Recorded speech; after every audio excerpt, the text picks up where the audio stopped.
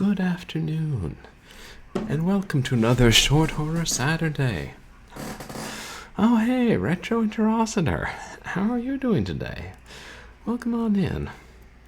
Yeah, I hope everybody's having a good Saturday, a good weekend so far. Everybody, please go check out Retro Interocitor.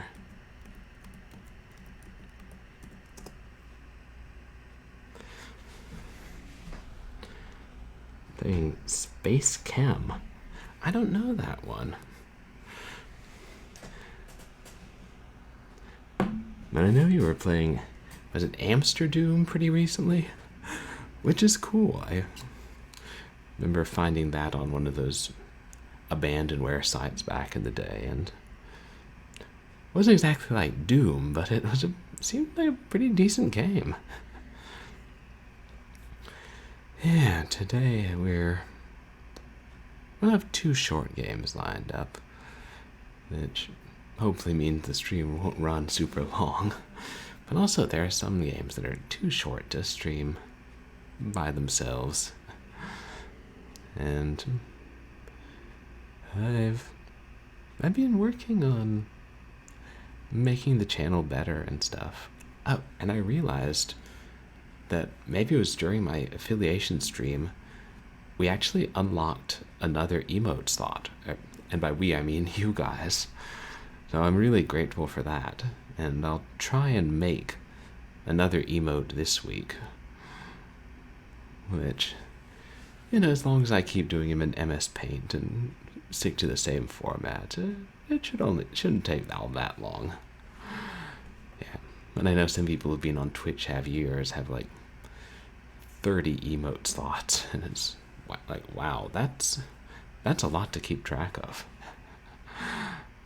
And also, I'm trying to work on making custom alerts for bits and follows and different things, and which I think I figured out. It's just a matter of doing more and working out the problems surrounding Fluff Bomb, Cheer, Glimmer. Yeah, I guess that's the main stream-related stuff I'm working on. Working on plenty of other real-life kind of stuff involving work and getting more work. More work is always good, up to a point. And I hope everybody enjoyed our Ecstatica stream last week, or Wednesday, which, for once, didn't have any technical issues and was quite an experience. I hope nobody was offended by the amount of naked lady centaur butt, or naked lady satyr butt that the camera took pains to show. Never mind the sexy thick witch, or the confidently strutting beaver, who is actually us. Also the wizard who transmogrifies people, and the monks who are obsessed with libraries, and just a whole bunch of weird stuff. But you know me, I like it when horror games are weird, even if I spend half the time getting beaten to death by weird badgers. Today's horror games will probably be a little more normal. The first one, which apparently is quite short, they say it has a playtime of 10 minutes, so I'm sure it'll take me 20, is the PS1 styled horror game. Gosh, I seem to play a lot of those. Heck, what? I don't know, they just slap a VHS filter over it. But I do like the aesthetic, and we'll see how it goes.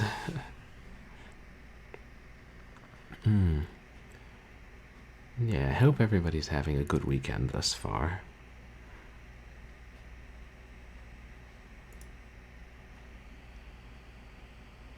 Yeah, I got it right. Every time I stream, I'm like, what could I conceivably have messed up this time without knowing it? I don't know, maybe I'll get to my 500th stream, and I'll still be thinking that.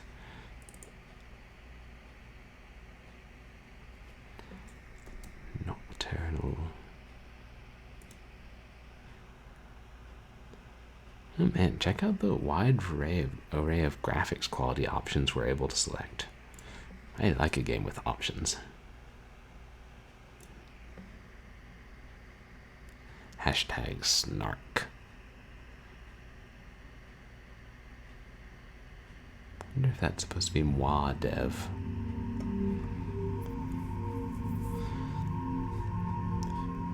And I think I tested the sound, since I know my mic still tends to be quieter to you guys than to me, but let me know if the sound needs adjusting, and I shall adjust accordingly.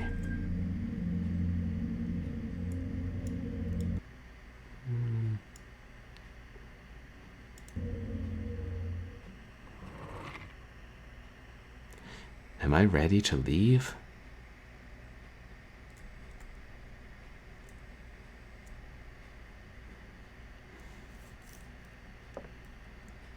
When the crosshair turns red, you can interact by pressing E. Excuse me. Press space.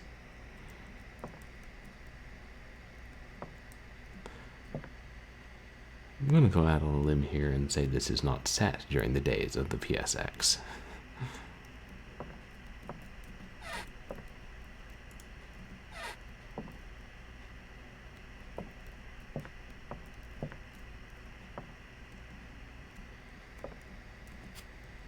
I have to clean my room. Clean? Hell, you gotta unpack, bro.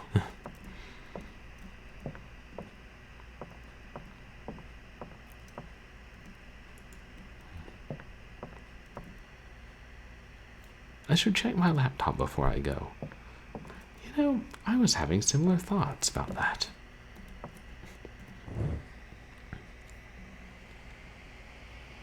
Spookiest haunted house. Oh, wow, it actually controls like a web browser. This is no normal house. Its backstory even helps to add to the spookiness. Built in the 60s, this house was home to several serial killers. Oh. Nowadays, all it's left is the remains of the lives that were taken in this place. But why is it still a mystery? Numerous reports of disappearances have been made after some people had visited the house. We do not recommend to explore this house by any means.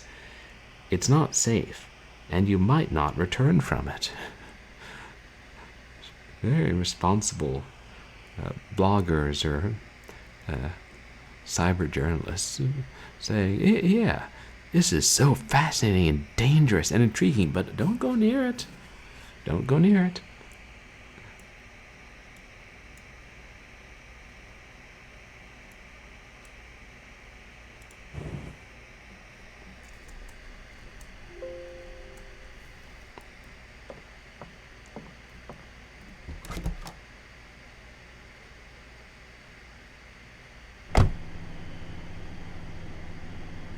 I think we're going to go explore it.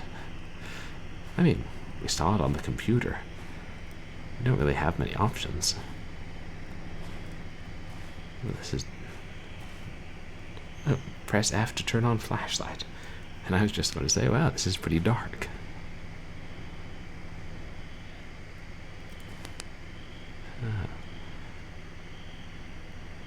It feels kind of real, you know.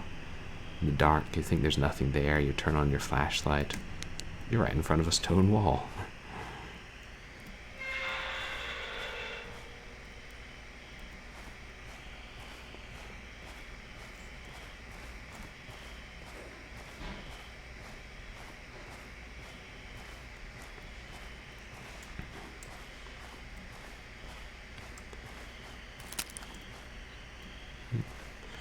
Maybe that was me.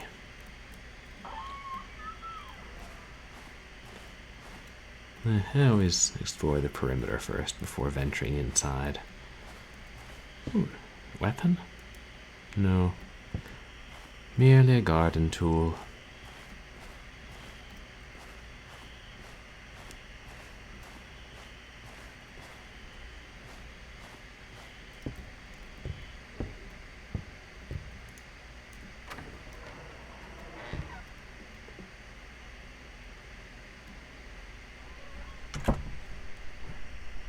but that was a loading screen. I'm like, wait, what's happening? I can't see anything.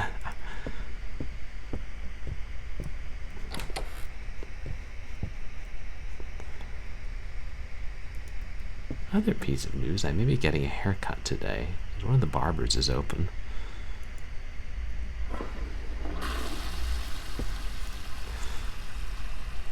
The pinnacle of 90s interaction.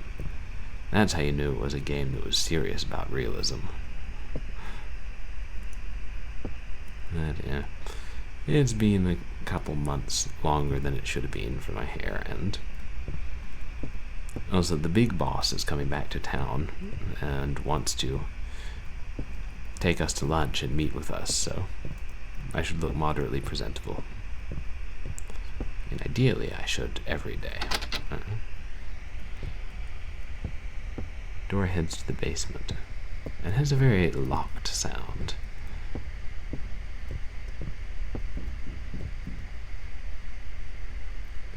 It's very faint, but I think I heard knocking or footsteps.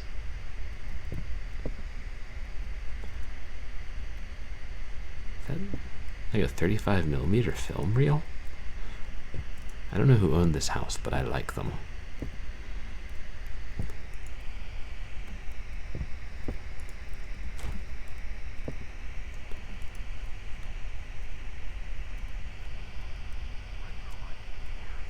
Looks like cans. Dustbin. Oh, you're right, Director Drosser. It is the trash can lid. It makes sense since it's spilled right there.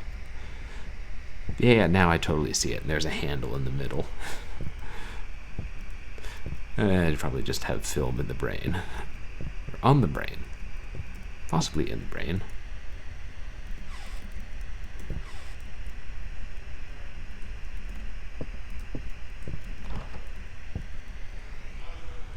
Looks like rubbish. Then I must open every cabinet. There's gotta be a Steam achievement for that. Granted, this game is not on Steam.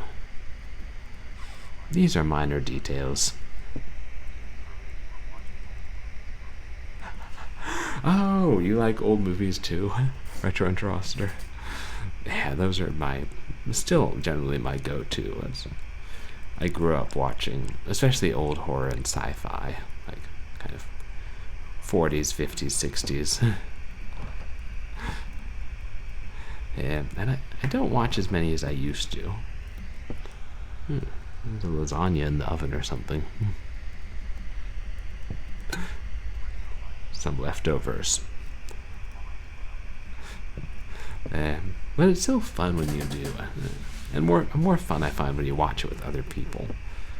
Like when I'm back home with family, and my dad and I always watch horror movies. We've managed to snag a fair number of them, many on VHS over the years. What's your go-to genre when it comes to older movies? Or time period? Doesn't seem edible. You know, I kind of thought that if I found food in a long-abandoned house that several serial killers had inhabited, it wouldn't be edible. And the fact that the rats and roaches concurred with me is cause for alarm.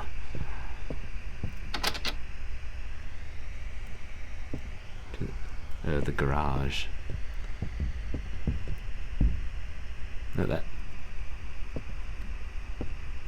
that's not an echo. I'm not alone in this house.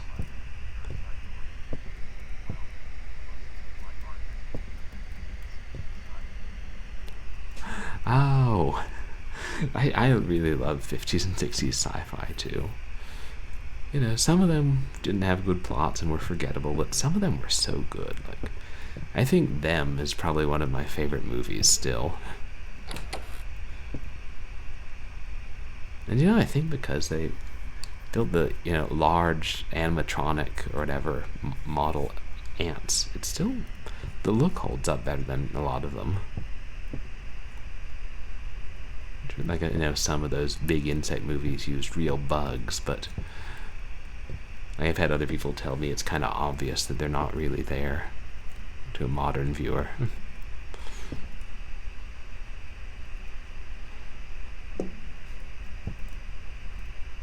And it's some good stop motion sci-fi from the time too.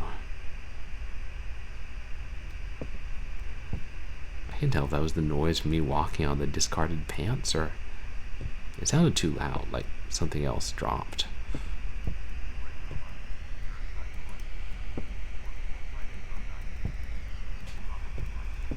Oh, Forbidden Planet. That's great.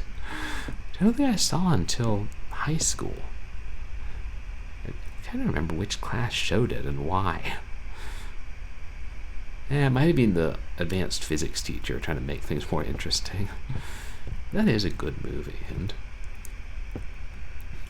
I'd only seen Robbie the Robot in The Invisible Boy before that.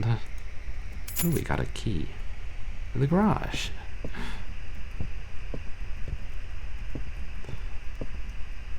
It was funny, I'd been in a production of The Tempest at the time, but I didn't put together that it was sort of an adaptation or inspired by the play.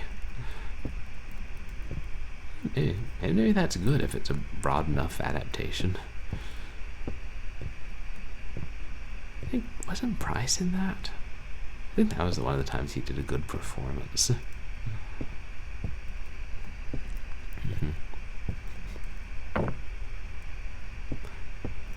And once again, a first-person shooter game, or first-person game, does not quite know how to deal with ladders well, but it works.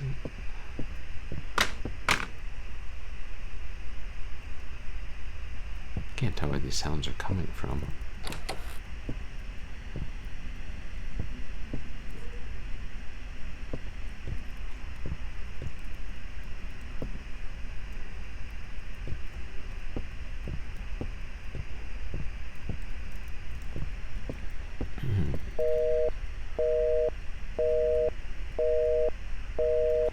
The abandoned house still has phone service, or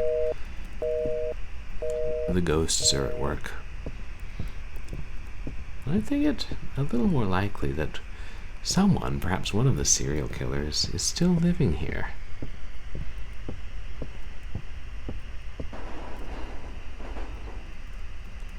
Is that? I don't know if I have my headphones on backwards, so I'm not sure where that came from.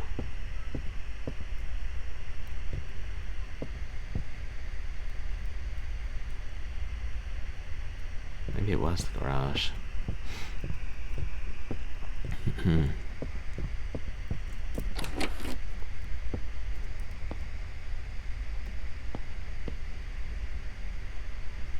That car has been there a while.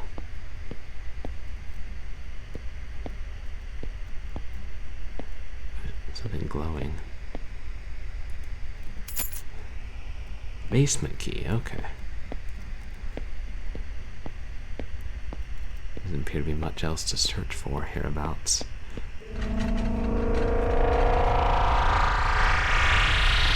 What's happening? My flashlight's not working. Did something attack us?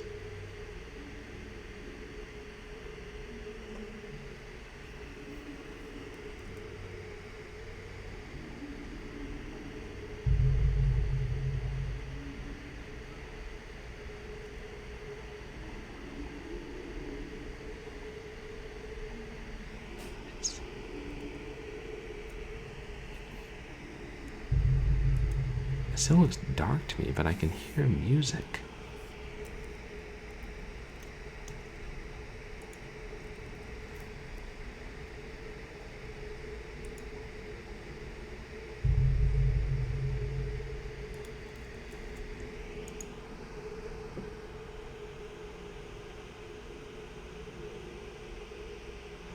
I don't know, I think my screen's dusty. Maybe this will help. Oh yikes, my computer's running hot.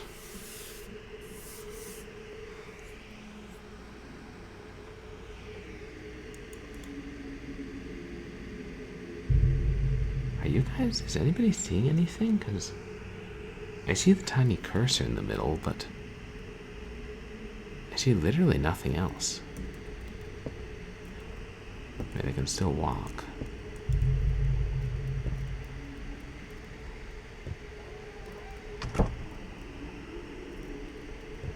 Oh. I thought I saw it turn red. I guess someone just locked me in the garage. Or something.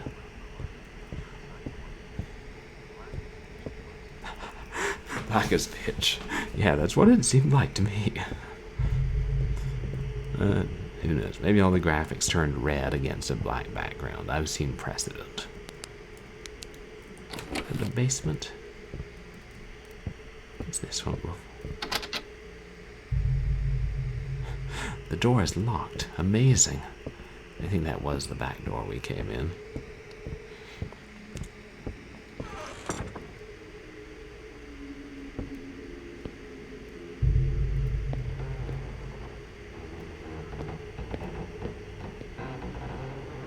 So either a person or an entity wants us in this basement, unable to leave.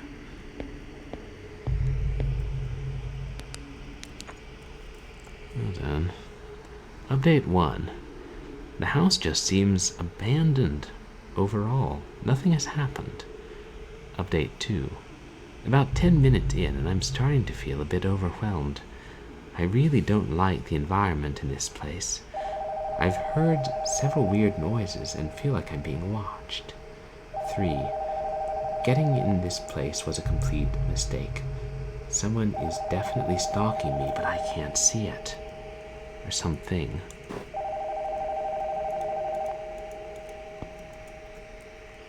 The phone from upstairs is ringing. Oh.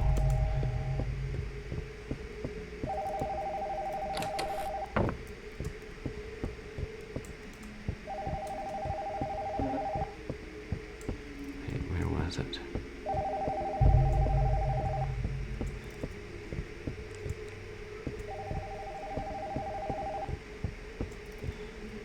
Thank God they don't have an answering machine. Is it here?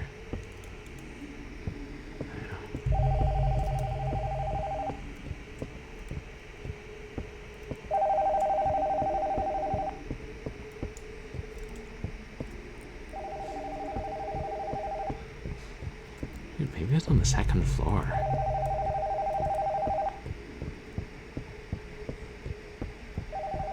Oh yeah, that's how it was. Of course.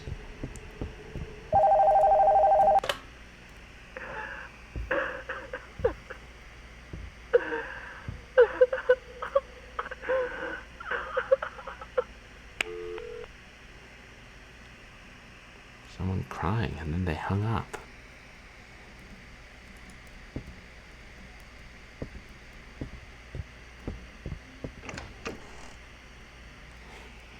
Did the back door just open?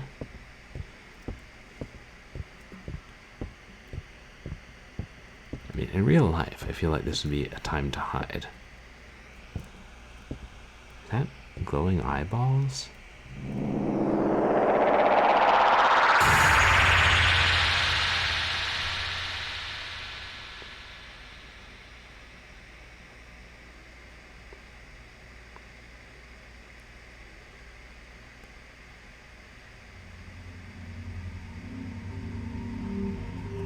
Okay. And that was it. Pretty short and straightforward game. But hey, sometimes I like games that aren't too complicated and, you know, just a fun time. It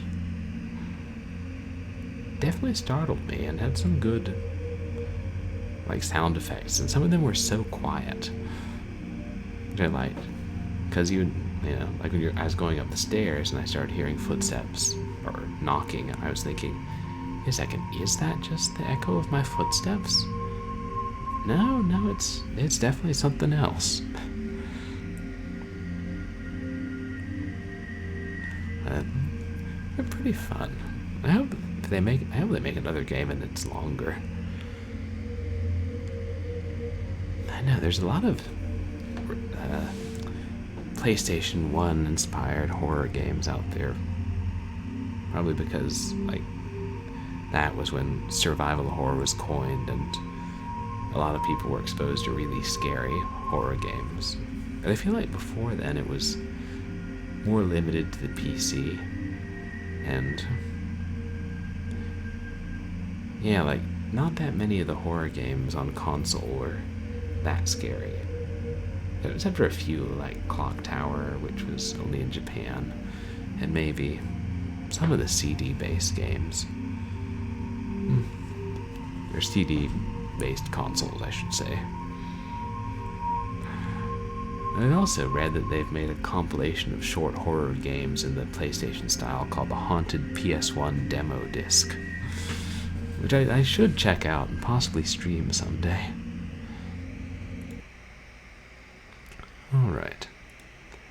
Moving on to our second title of the day.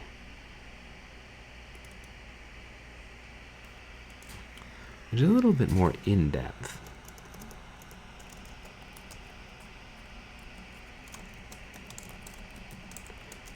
I won't bother changing the chapter or title on my stream information because neither of these games is listed under Twitch's game database.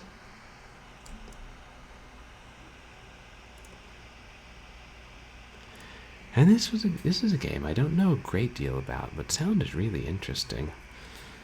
It's a modern first-person horror game made by a two-person development team, and it's sort of like a self-contained beta. They're trying to make a longer or even full-length game, but they released this, which contains part of it, and it's first-person horror, and you play as a babysitter in a house where there's something stalking you and the child, I believe. So, rather similar to the excellent puppet combo game Babysitter Bloodbath, which we streamed a few months back. And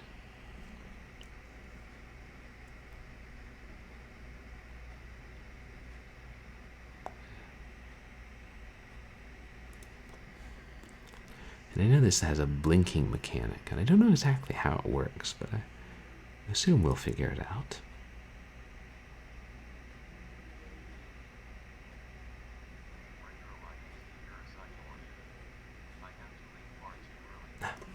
Oh, no worries, Retro Interroster. I really appreciate you coming by and hanging out for the first game.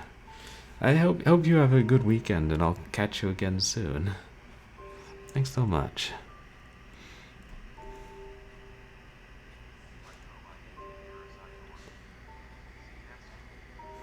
Yeah, see you soon, definitely. We can't save in the demo version.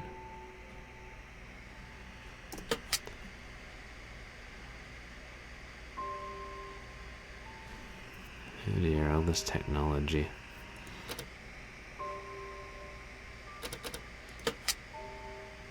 We're not going to end up being another Stories Untold kind of thing, are we? No. No is always good. Actually, I thought I'd switch it to low before playing. Maybe before stream.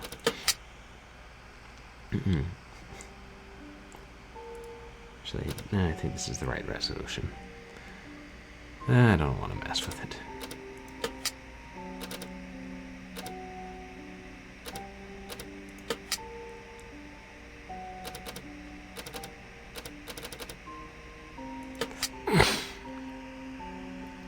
Not to be confused with Blink 182. Alternate story paths. Take, interact, zoom. What clues can you learn about the Vida family?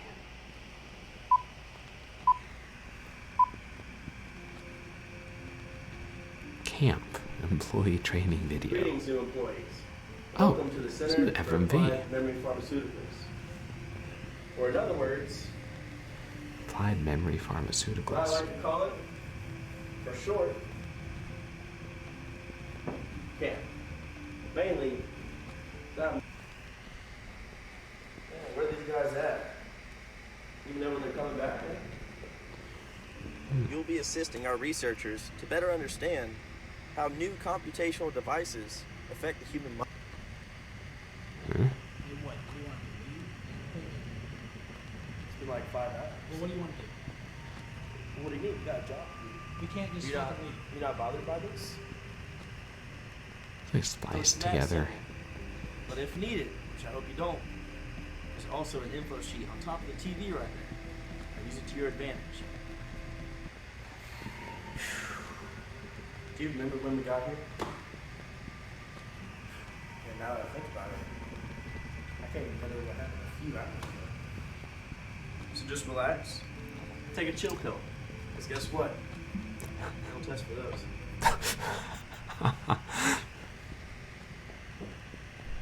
Depends on what one means by chill pill. Camera guy, what you doing back there, man?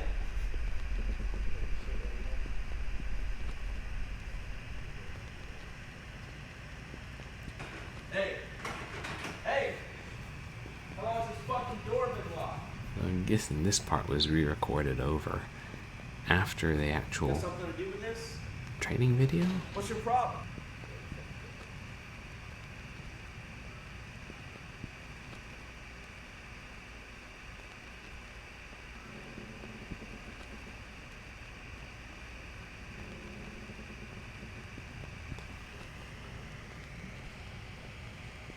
Oh, someone grabbed him.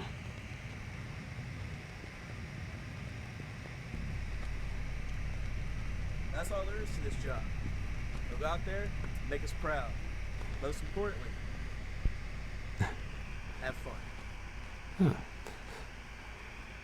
Blink. The last night. But it had film grain. They couldn't have re-recorded over the film like if it were a shot on video.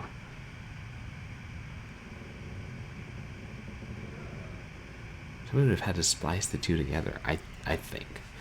I was screenwriting, not production.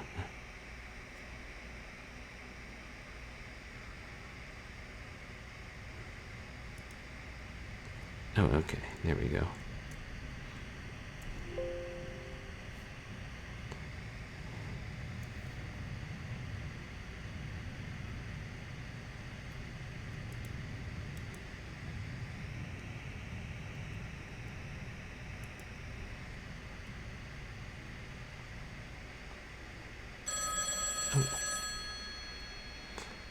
Us answering phones again.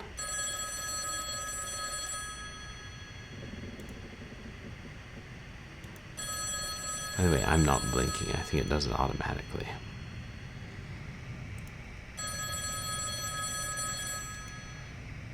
Yep.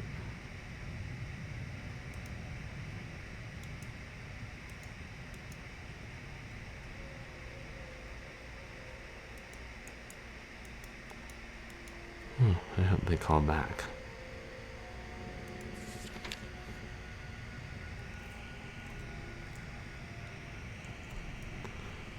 Thanks again for watching Lily. Her birthday present should be arriving later. The cake is in the kitchen. Limit her to one piece or she'll get a stomachache. After that, you are free to do as you please. Just keep Lily out of trouble. Like I said over the phone, just be patient with her, and it should be an easy night. They always say that. P.S. Don't be surprised if you don't see much of her. She tends to keep to herself when upset. And why is Lily upset?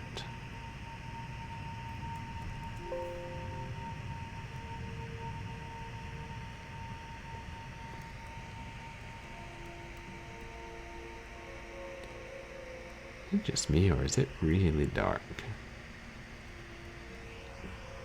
Be sure to look for light switches when reaching a new area. Oh hey, we are found a new area.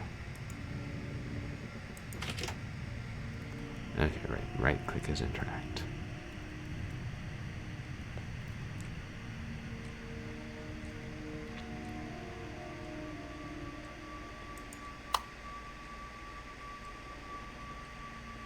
Okay. There's a light switch, but it turned the lights off.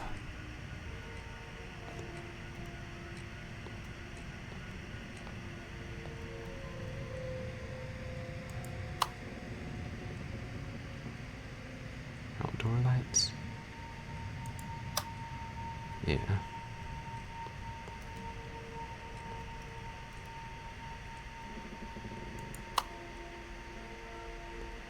Now leave the outdoor lights on.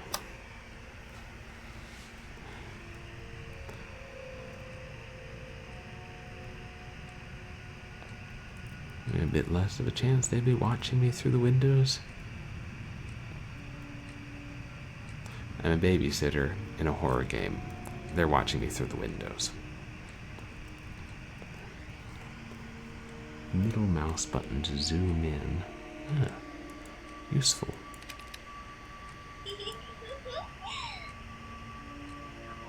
Was that Lily? Hey there, Hairball. Welcome in. How are you doing? Everybody, please go check out Hairball.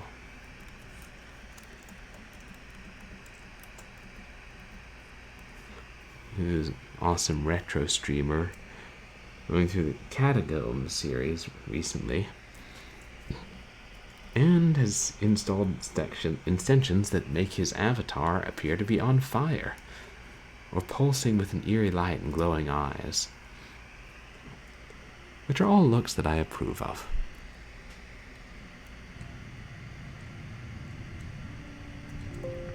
And we just started this game called Blink, and the intro sequence showed it appeared to be a man doing a training video getting killed by the cameraman after being imprisoned, and we're a babysitter here to watch someone's daughter. And I'm not clear on what the time period, but even the training video looked to be shot on 16mm. I don't know, 80s, 70s, had a pretty old style phone.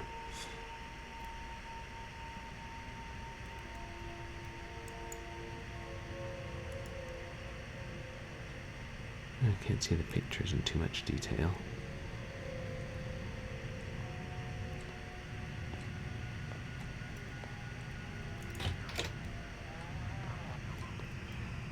Hey. Welcome in, Dame Karen. How are you doing today? Say, a shame cam extravaganza? Oh, shaky cam, yeah. Which, I don't think our character's holding a camera. I just think that maybe it's the Unreal Tournament 4 engine really loves its motion blur. The best games have an option to turn it off. I could not find an option to turn it off in this one. Not that I'm saying this game is not one of the best. I am merely saying there are things that should be taken into consideration. But how's your weekend going, Dame Karen?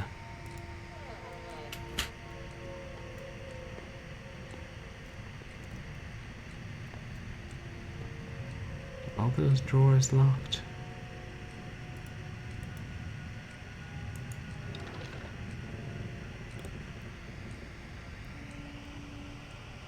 Is that a shadow?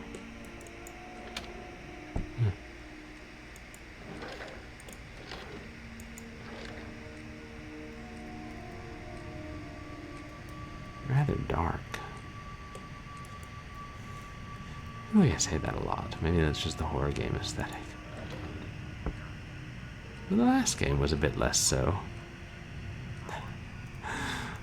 Not much like any other day. Yeah, a lot of weekends end up being like that. But I'm doing okay, thanks. Trying to figure out work and finance stuff in the future and a bunch of other things. And also work to improve stream. I've been experimenting with adding some custom alerts, and I think I found a program that I can make to make fluff bombs sound better. And I realized we unlocked a new emote slot, and so I'll have to make a new emote. Add and random stuff. Oh yeah, I gotta get a haircut.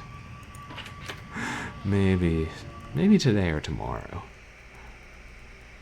But hey, Captain Beelcard.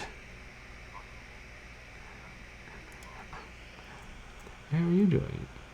Oh, nice emote. Yeah, trying to be productive. And I'll figure out a new emote at some point. And hey, how are you doing, Captain?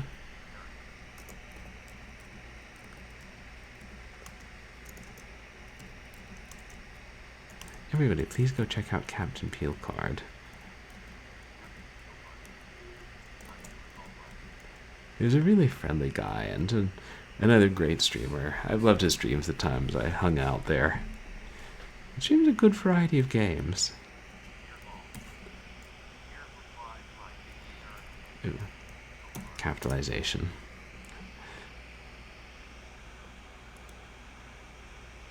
Ugh. Me misspelling things. I will blame that on the keyboard lag.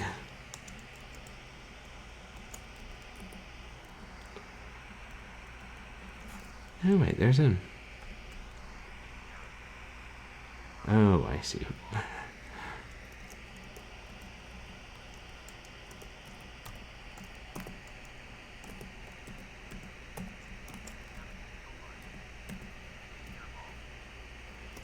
There.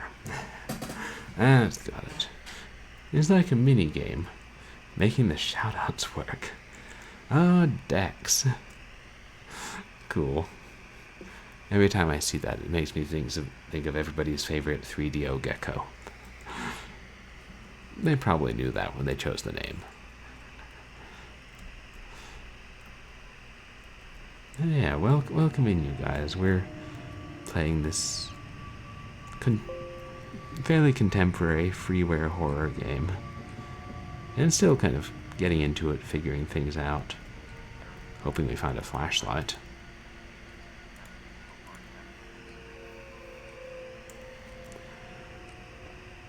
Yeah, I don't think I got notifications that you've been streaming for a while, Captain.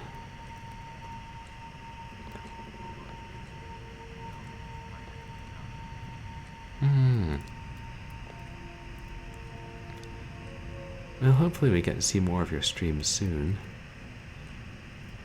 Oh, come on, I should totally be able to slide past there.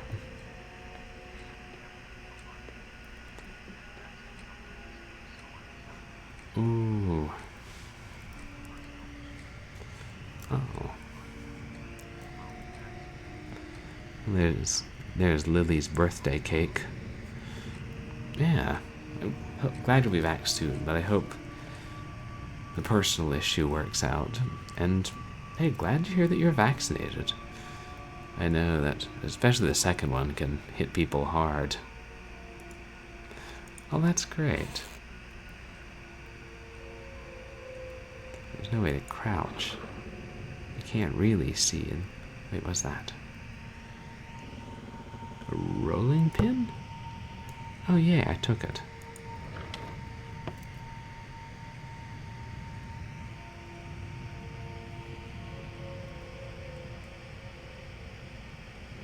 Oh, interesting. They have both versions of the text.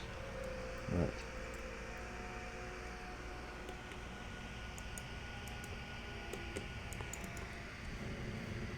I do not know how to access the rolling pin. Perhaps I did not take it after all. That looks like a shadow.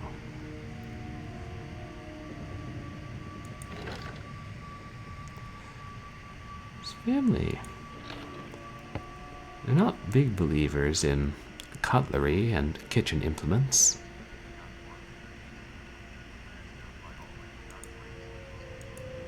Oh, I'm sorry to hear that. Karen, about the second dose. Yeah, it didn't hit me too bad. I was pretty much okay a couple days later, and it never was really terrible. Mostly slept it off. Yeah, my sleep schedule's pretty terrible too. I haven't been getting good night's sleep this whole year, and I don't know why. And it used to be I would sleep too much and stay up late too much, but everybody does that.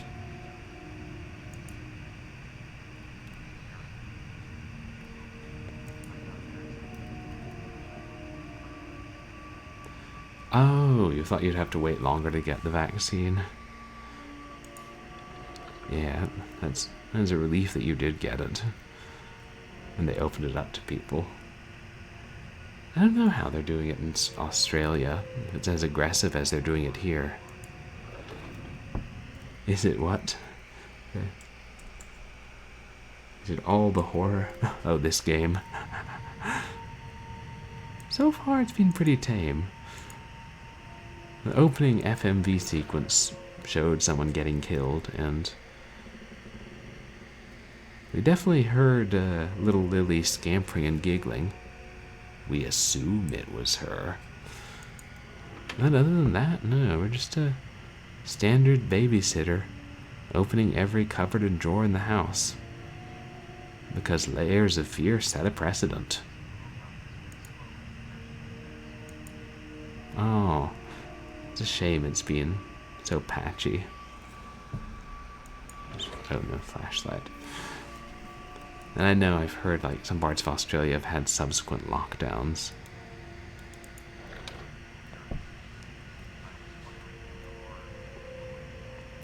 Oh, I don't think so. So when I was younger and I would watch horror movies, like The Haunting definitely did a number on me. That's such a scary and well-made movie. I think even Cat People kept me awake for one night.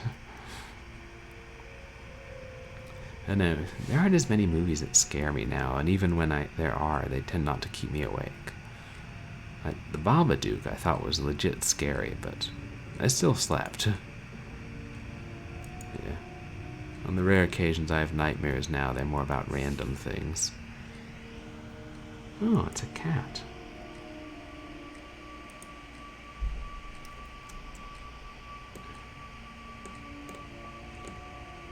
Alright, the game has a built-in zoom, it's just not enough. It was Lily's report card. Not so good in music. Citizenship. She got either a U or an 8 on all of them.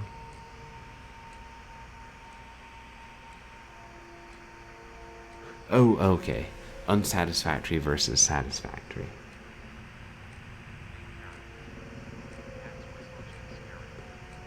Pays attention. Stands and sits properly. Is prompt. Oh, you said it was... You said cats. Do you mean like Cat People, or do you mean Cats, the Andrew Lloyd Webber musical? Two slightly different works. I was talking about the 1940s horror movie Cat People. Ah. I never saw the movie version they did of that. I saw a video of the Broadway version, which was astounding special effects. And the movie seemed like it went a bit too far in the uncanny valley territory. Catchy songs, though. Somewhere at home I have a book of Old Possum's Book of Practical Cats. Those really are good children's poems.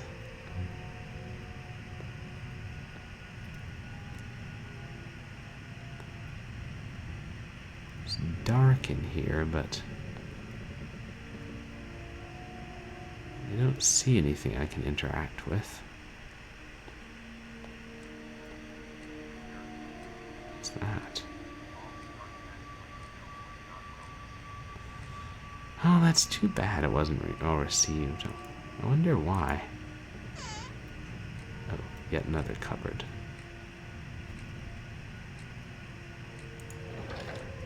Other than the look of things. Also, and I'm in the minority, but I was like, you know, Grisabella's cool and all, but I want Asparagus to win. Asparagus is awesome. Except in, like, some versions, not the Broadway one I saw, he gets another moment because they do Growl Tiger's Last Stand as like a reprise of Asparagus's famous performance. So I was like, okay, he gets his moment of glory. And I can understand that. It's a weird musical, plot-wise, and I mean mostly just disjointed songs, and some a lot better than others.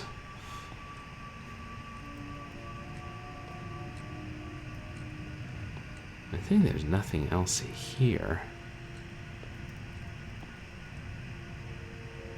Go back into... I swear this camera's getting choppier. I hope that's not an indication of issues. I really do hope I can just buy, like, a desktop computer in the next month or two. Like, you know, a $300 one. Probably better than this laptop. Good enough to run most indie games or games more than 6 years old. Oh, a parody of Cats on Crazy Ex-Girlfriend. That does sound great. What are these? Oh, all the lights are on.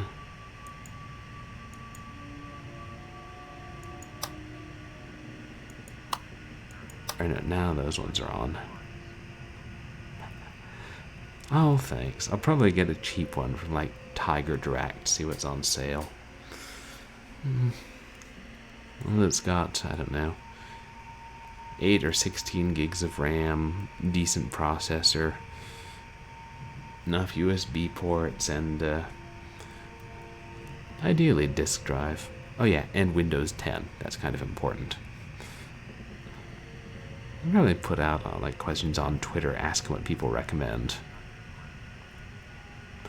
Oh, maybe they're just an America thing. They're like a big discount website for computers and electronics, selling refurbished stuff and, you know, at reasonable prices, and they always have sales. Huh. The camera's getting so choppy.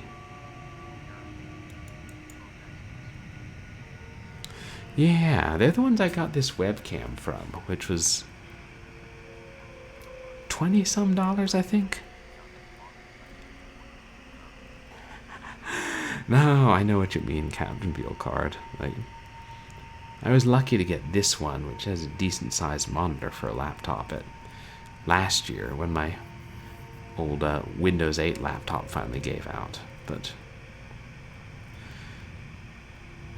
you know, I feel like, especially since this is so slow with streaming sometimes, I probably do need a desktop computer with a bigger monitor to work from at home, and then just use this laptop more when I have to go places.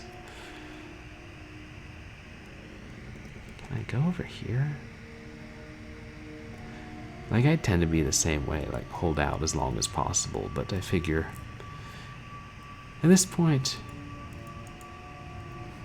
you know, I'll just buy a cheap one, and I haven't got a desktop computer since,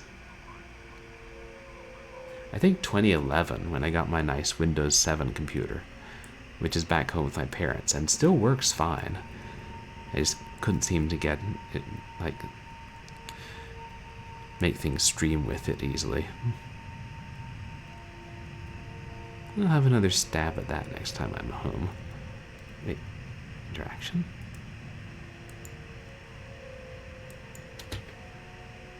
What?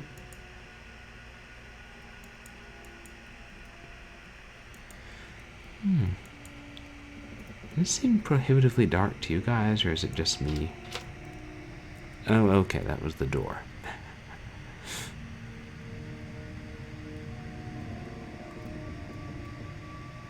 More pictures. Yeah, we'll leave that on.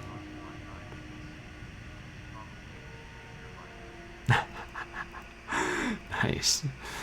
Yeah, it is wonderful when PCs can last a good long time. And I tend to... Okay, it is extremely dark, not just me. Like, I tend to hold on to things to excess and longer than I should. Yeah.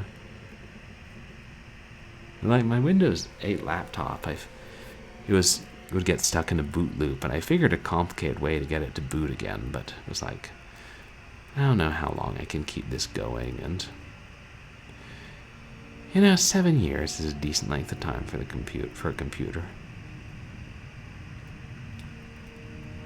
As I tell them at work, while I try and make the 11-year-old one work better. I thought I saw a set of stairs. I wonder if we can go out there and actually talk to Lily.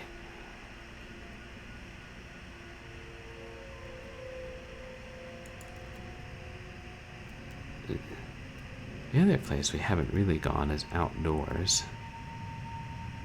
The one door that we can go outdoors through.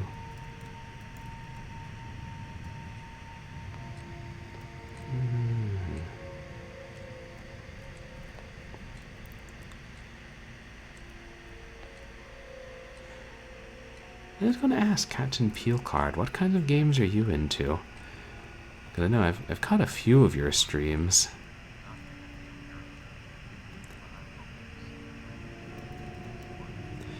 Oh, hoping to get a really good setup. That's awesome.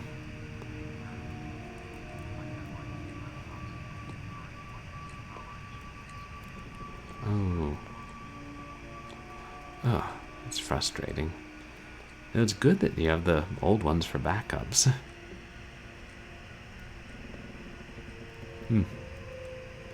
Eventually, I might get a really nice setup for Twitch, but I gotta get financially stable and spend more time with the job first.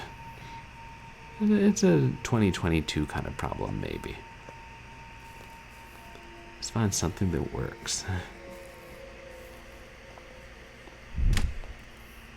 Better than this. And also, maybe even a cheap desktop wouldn't have the sometimes problem with GPU spikes. It wasn't the door that shut. What was that noise?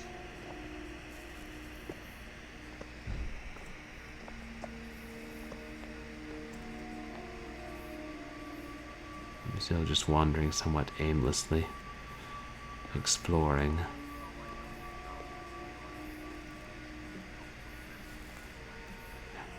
Yeah.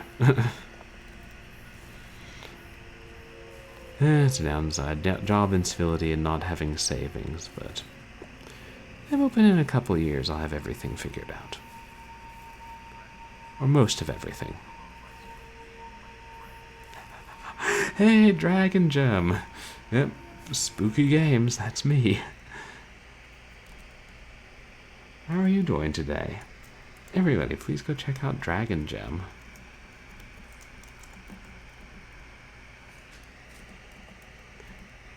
He streams a lot of puzzle and retro games, or puzzle and adventure games. Oh, glad to hear you're doing well. I was hanging out in Dragon Gem stream the other day, and she was dressed up as a dragon, like an actual dragon mask, and also wearing spectacles, which was an awesome look. The spectacled dragon.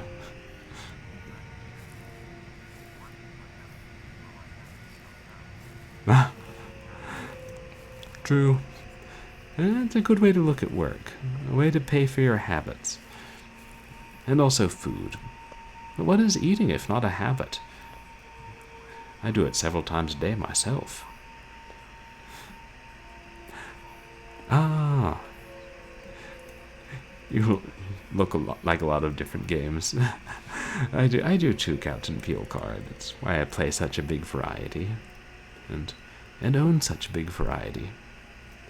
And sometimes try games I don't think I would like. There aren't that many genres I really don't like.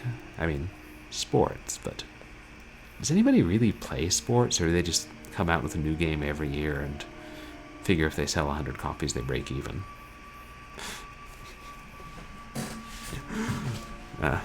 But yeah, being expensive, Hairball.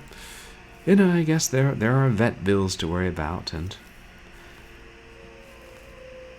some of us prefer fancy feasts to the cheap and crunchy stuff.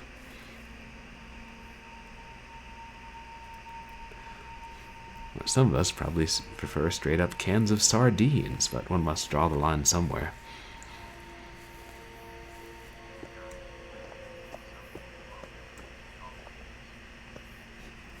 Some people are into golf games. I know I've heard that, and it's like sometimes people who don't really game in a big way played golf games. Stardew Valley. Which I've watched some streams of that. It's a weird, unique kind of game.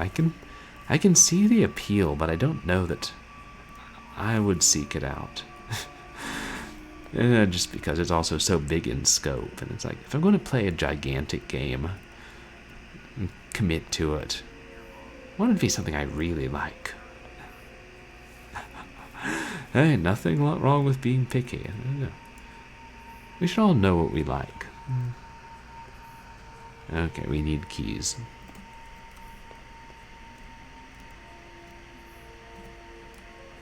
What is that?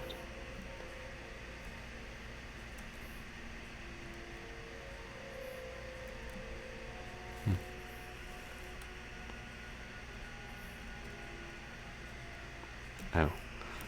I'm pressing the wrong key. That could explain things.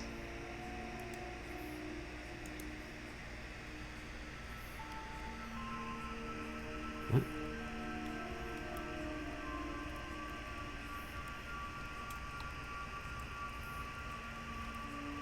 We just found a mystical advertisement in an empty crate, and when we touched it, it began to glow and then faded away.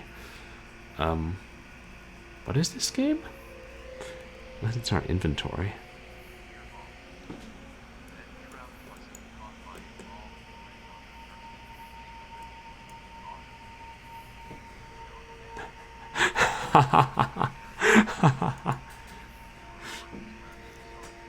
The ultimate in picky eating. But, yeah, I agree. It is a little disorienting, and I think probably because I have the settings lower and my PC's not top of the line. It's struggling a bit more. I mean, at least Unreal 4 games will run on this. Like, on my old Windows 8 laptop, they were like, nope, that would be a flat out no. So far, we only have the one note in our inventory. Is the game going to explain what just happened? I don't think it is.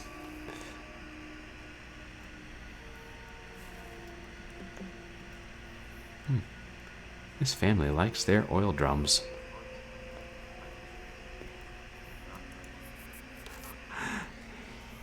Another key. Yeah, I was kind of thinking it was the game too more than my computer. It can be hard to tell, but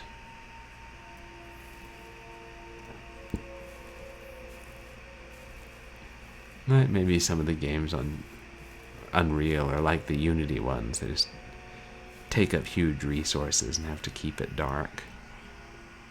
I should wait till I find a flashlight or something. Sound advice. Yeah. Also, we probably shouldn't leave little Lily alone in the house too long. Assuming we ever find her. Assuming she's real.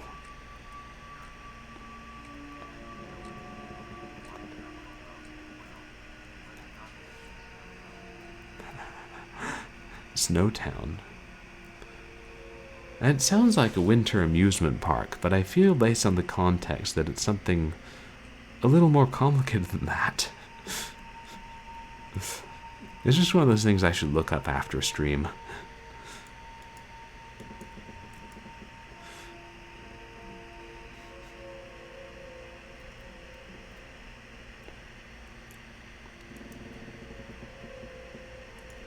Now, we've already been all through here. Wait, tried to grab most things.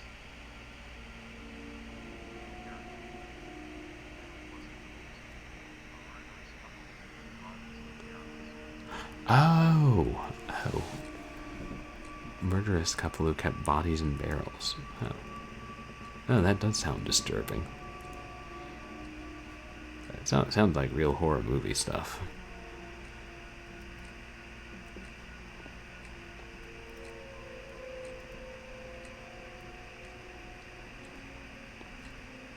Yes, that is a fairly efficient way to store bodies. Like, people aren't necessarily going to go looking in oil drums. I never really thought about that.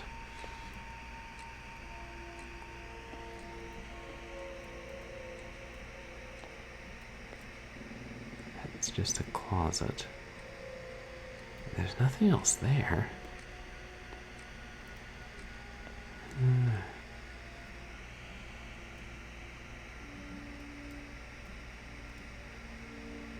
I assume that's the door.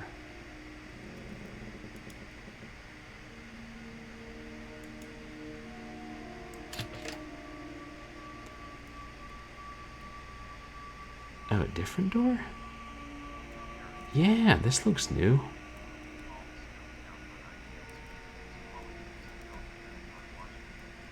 Ah, don't intend on watching the film adaptation. Not the biggest fan of horror movies or true crime.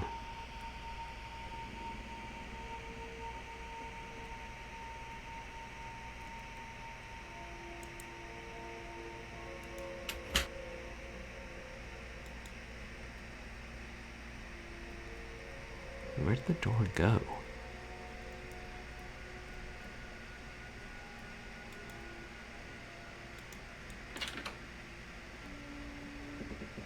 Oh, that was the door in there. Okay.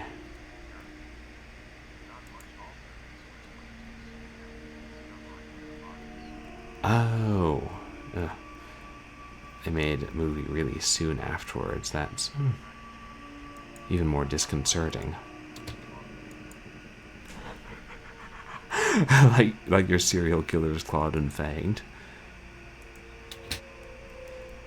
Those that, I'm assuming, werewolf movies and movies about killer animals, which are quite a hit or miss line. Oh, wait, did I just close the same? Good God, give me a... werewolves and vampires. Good stuff. Okay. Now, the door to the kitchen is open. Yeah. As those types are just a little removed from reality, it makes them a little safer.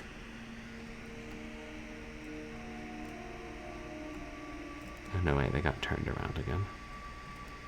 There's some other room or something full of boxes here, but can't seem to get into it. It was that? I thought for a second I saw the stairway.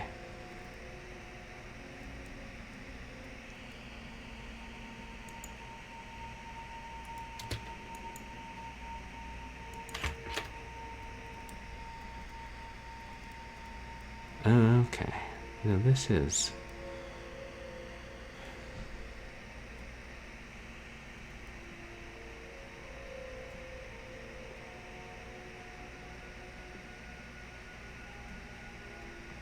different room? There's a hat on that chair.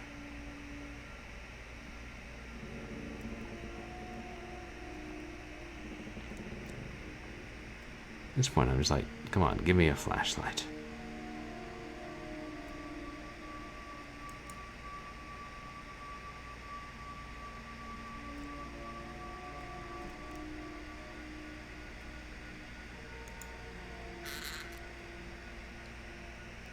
Is that a cupboard? Hey, there's something in there?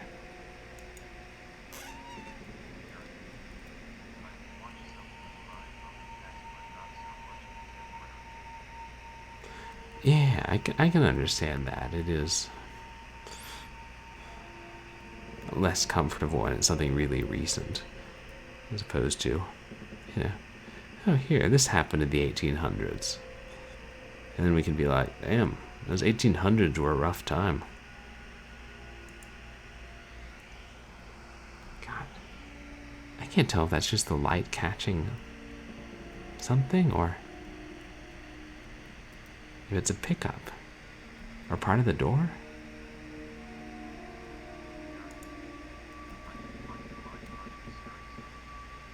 Mindhunter. I don't think I know that series. Is that about catching serial killers?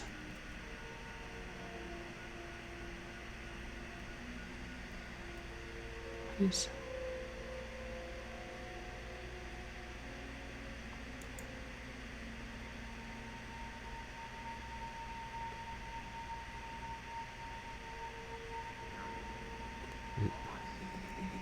Is it frozen? Yeah, and I thought the white splotch might be something. No. Because it was frozen for a second.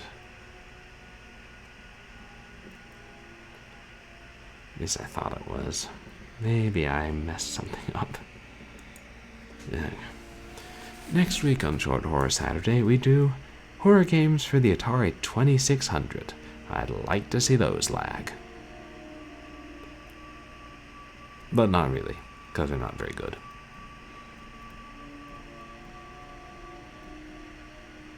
Ooh, is that a burglar alarm?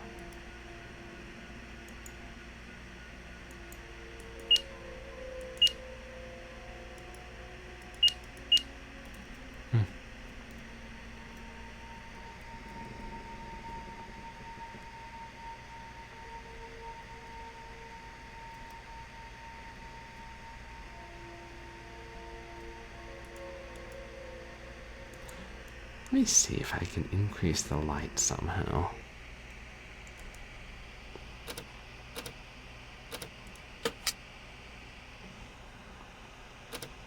Hey.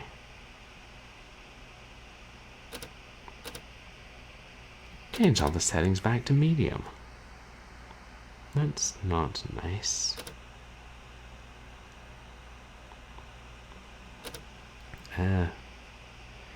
I mean, I don't think any of these will make it brighter.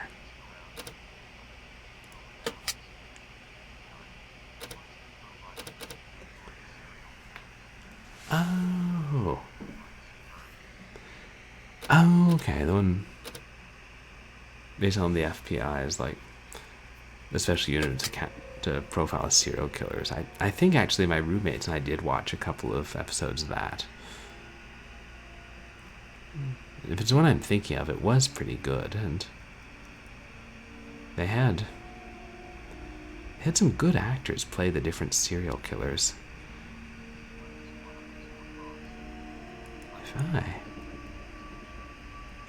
Hey, Seacross, welcome on in. Everybody, please go check out Seacross.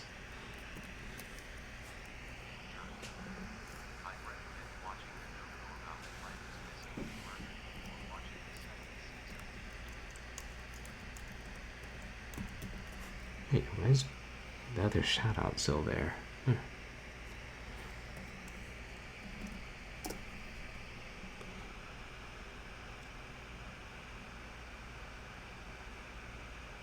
Oh, playing the Dual Dittos. Oh, that's one of those games you don't see people playing very much.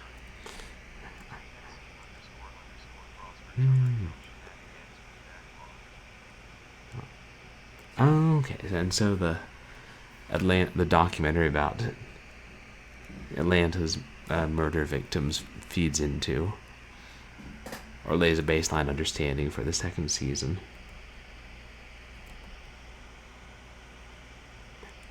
Oh right, Seacross, you were visiting Backlog Cabin. Have you been having a good trip?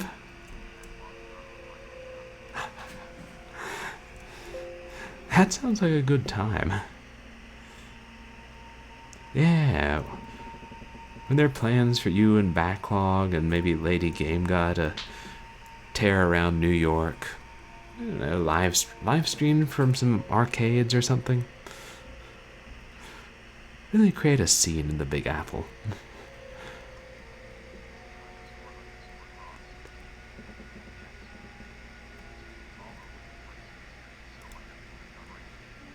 Oh, sounds like a busy day.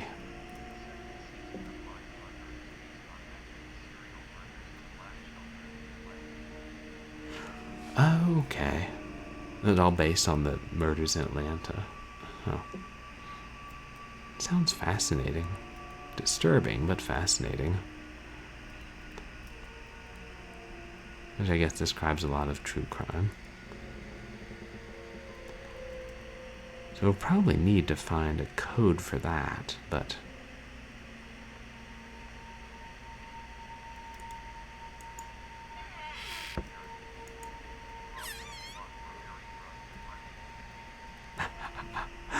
Wait, did you guys do a drunken co-stream? But I would have watched that.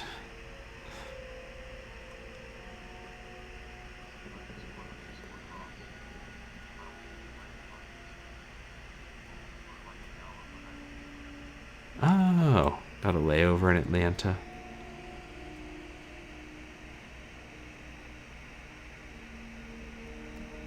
Yeah, this is really maddening.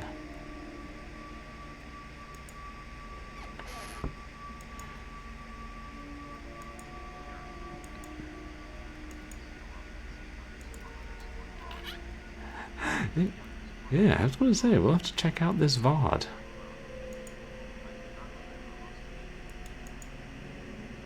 Ah, that happens.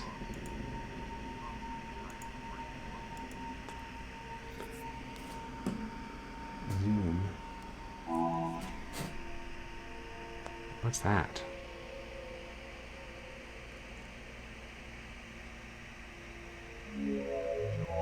I've never seen anything like that before.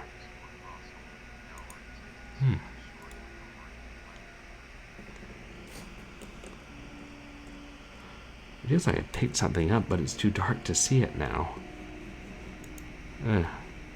Probably it was whatever the white blob was, which means it doesn't go in inventory.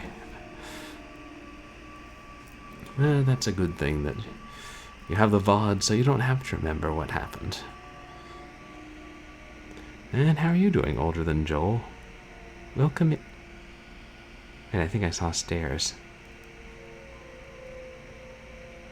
Yes! We have found the upstairs. Oh, nice. Glad you're having a good weekend. I'm doing alright, thanks.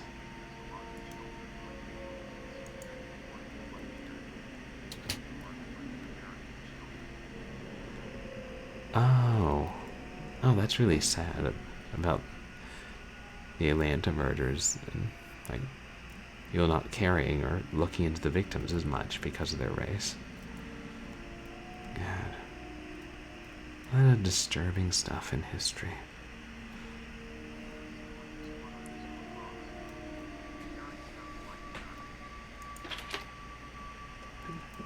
Carrot. Oh, carrot, right. Yeah, it does sound like America. Not exactly. Not precedented in our long history. Like, do better, America.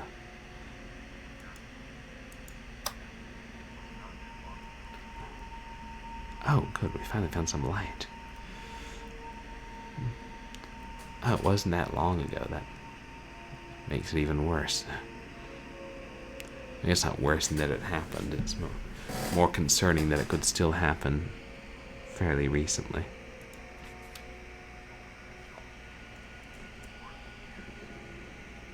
"40 years.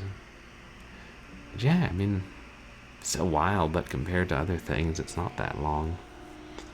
Modern Screen spends the day with Gene Kelly. Oh. Oh, maybe this game's set older than I thought. And I was kind of thinking 70s, but I don't know.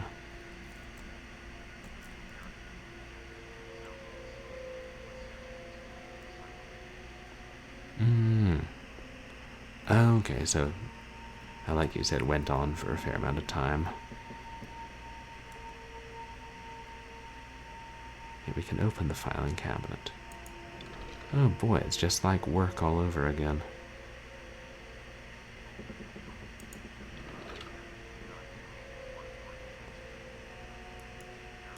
'79 to like 82.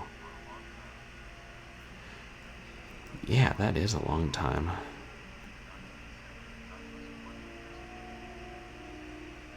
Was it? I guess it was. 79. Right. 1980 was 40 years ago. How the hell did that happen?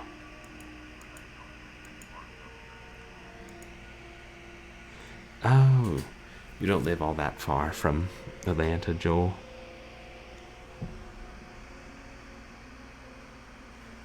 Oh, okay. A diary we can read.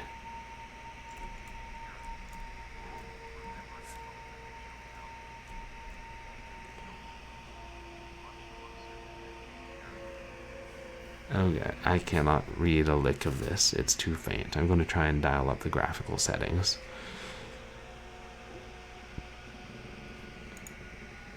And if my computer explodes, we'll know why.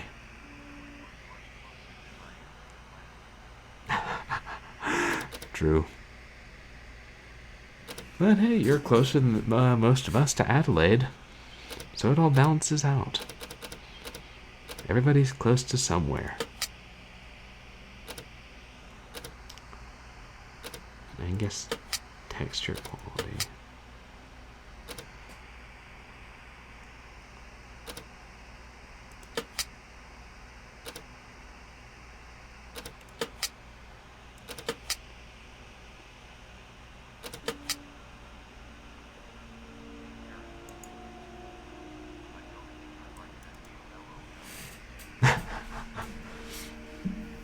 Prefer Atlanta to Adelaide.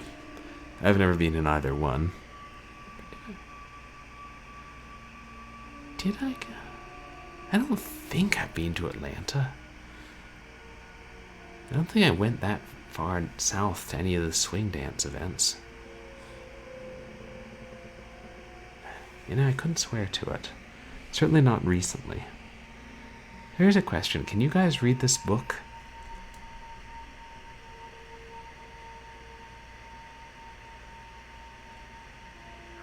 I can see there's text in it.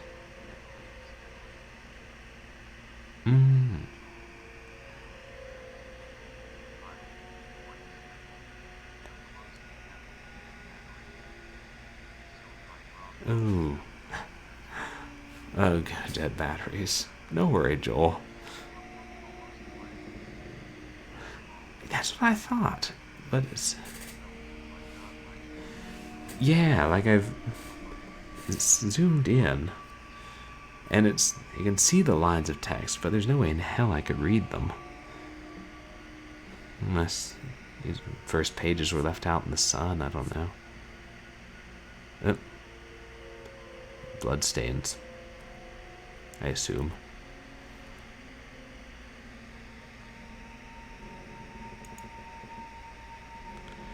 Okay, I mean, I can try dialing all the settings up to maximum.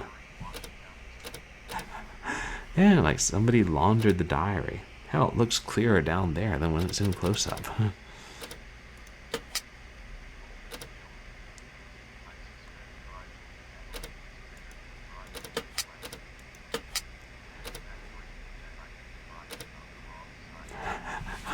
Oh, driving Atlanta is really bad. No, but check this. I'm setting all the settings to high. And then I go back, and they're all default to medium. I guess the developers made it so you can't change the settings in this. Which frankly is frustrating. I don't think they said that on their page. They did say we've disabled the save and load function. Oh well, I'm sure the bloodstained diary wasn't important to the plot anyway. I'm sure it didn't contain the code to that keypad.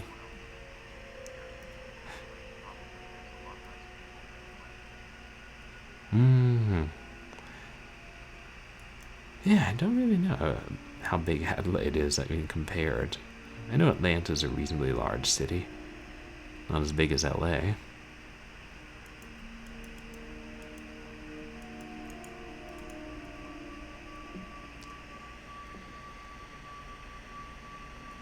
What's that? Oh, a door.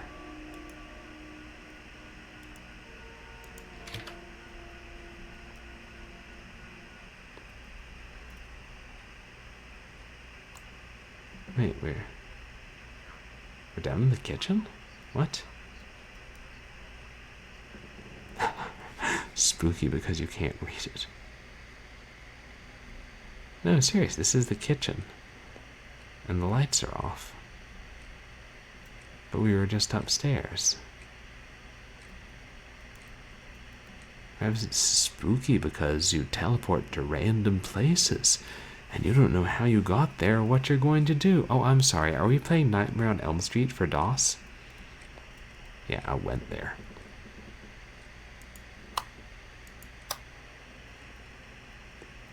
So the door's open, the lights are off.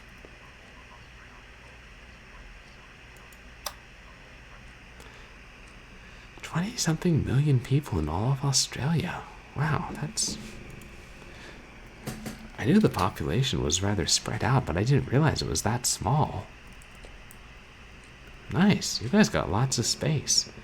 You guys are like America in the 1800s.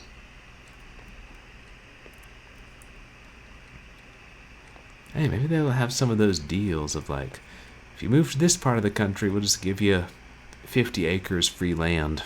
Just take it. Do something with it.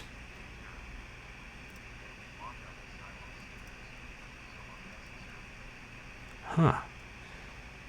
Yeah, with all that space, you'd think they wouldn't have a problem with letting asylum seekers in. And I would think there wouldn't be that disproportionately huge a number of asylum seekers, since Australia's, no offense, but it's a little hard to get to. You know, bit of a ride.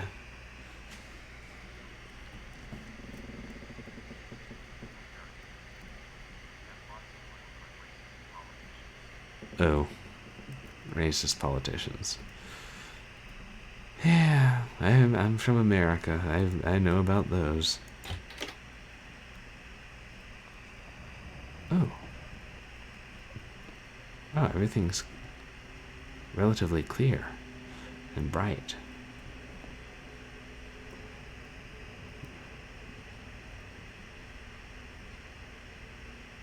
Huh.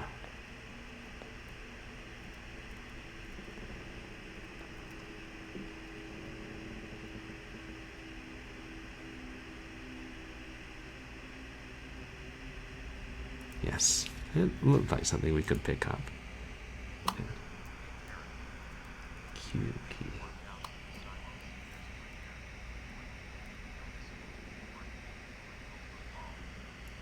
Wow, only 1,000.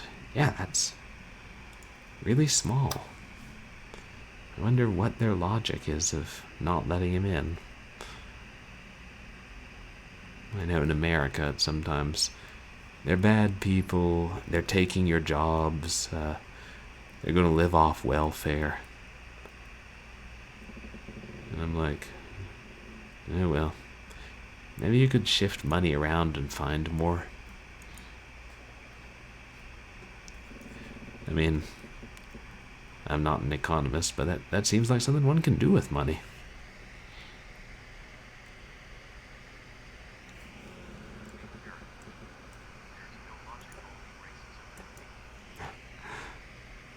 True, no room for logic when you're faced with racism and hate.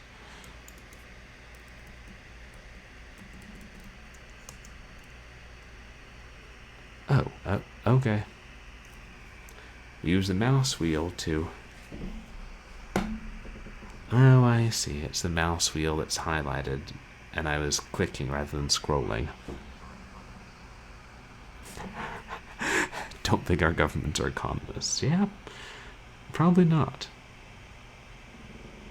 Remember what Mom said. I don't know if that's... It looks like shadowy hands are clutching that girl. Maybe it's Lily. Unless it's tree branches. I don't think it's just shadows. We don't know. It's concerning. Okay, so these are the only things we've found.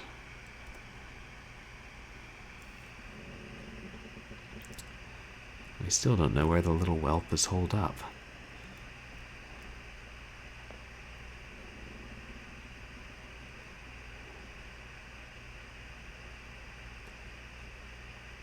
Tried to open, yes.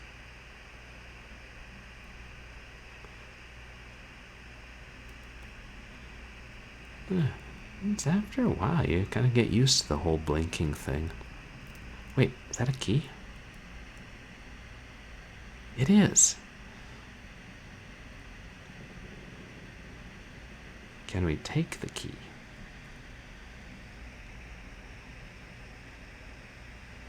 The cursor spot is so much more subtle in this than in the first game. Yes. A key. Where to? The world may never know.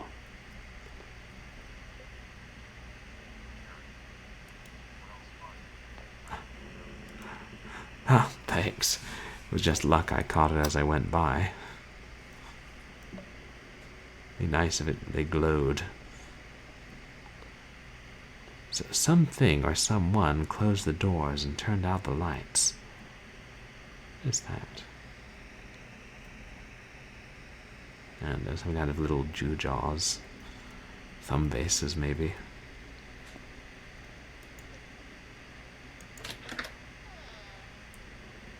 The bathroom.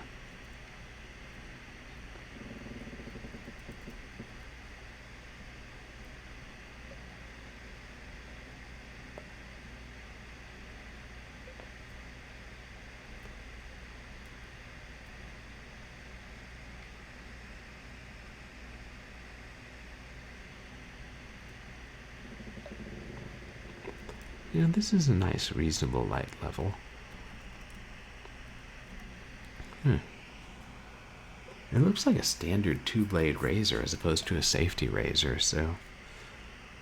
I don't know when they developed those. We'll still just say this game is in the 70s until, you know, we see something that tells us otherwise. Because otherwise I'll overthink trivialities.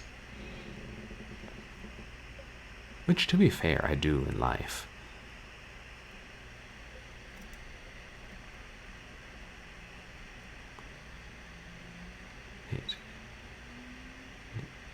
Grab the picture off the toilet. Come on.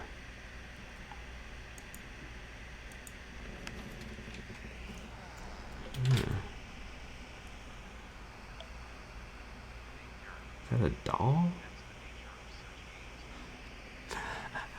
I think it is. Especially for the horror-related stuff, not trying to be like, oh, can we deduce the exact year this game is set based on the shape of that Vitalis shampoo bottle? It looks like she's calling on the phone or something. It looks like a doll in the bed, I swear.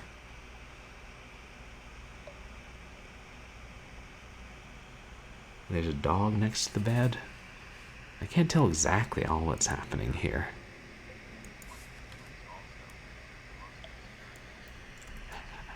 Oh, true, with point and click says. can be maddening. Like something that really should be trivial, and that turns out to be the answer.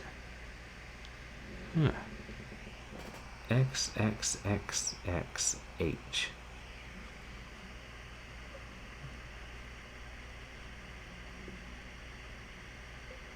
I don't see anything on the other sides that indicates it's a puzzle or solution to.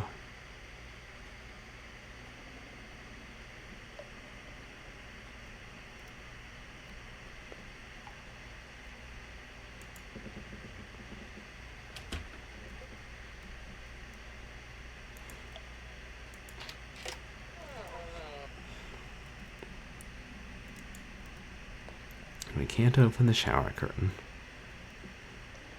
So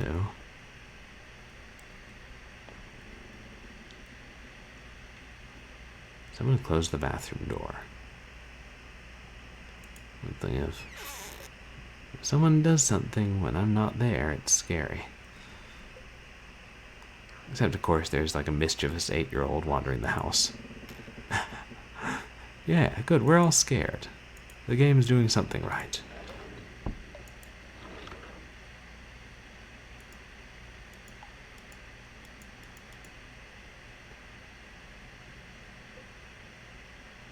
I don't know, it seems harder than, like, for most games to line up things in this and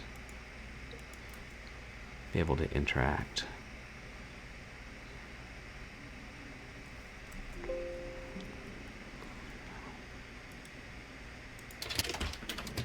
This must be running slower than intended. Hey, wait, the door's locked. Lily, this is not funny. And this being the 70s, your babysitter probably has carte blanche to swat you. So, yeah. Don't make me angry. Probably locked me in here so she could eat her entire birthday cake.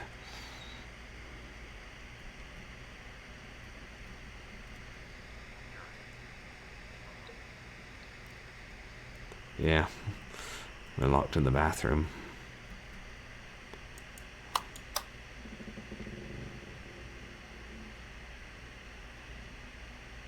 There's something creaking.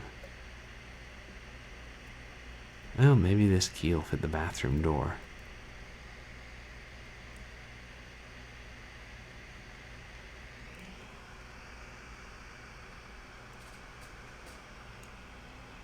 Shed key. This key will probably not fit the bathroom door.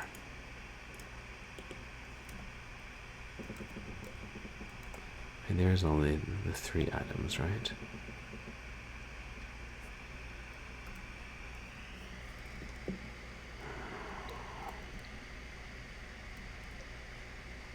What is that? Is that a Polaroid? Yeah.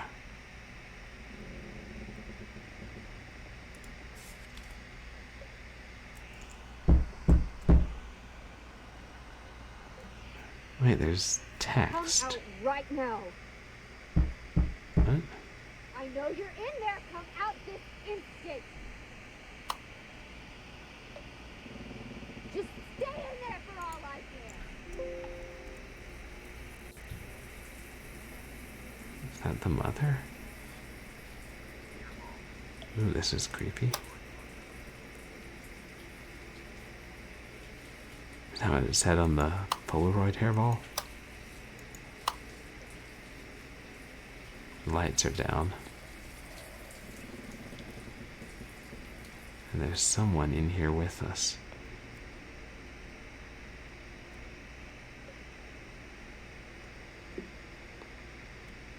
So there's not. No.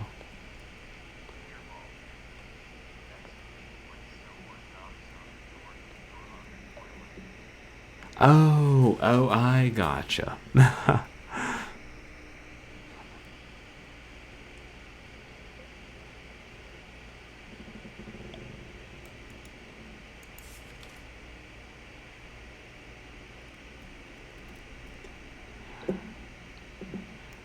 he can't move.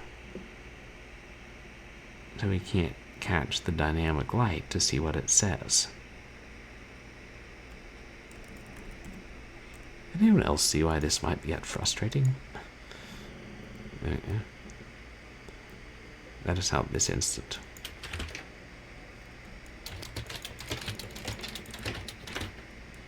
No.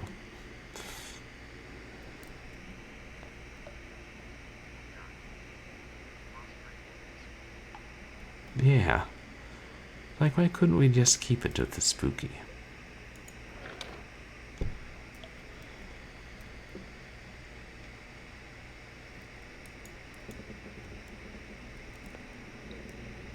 It sounded like there was someone in the shower, but can't.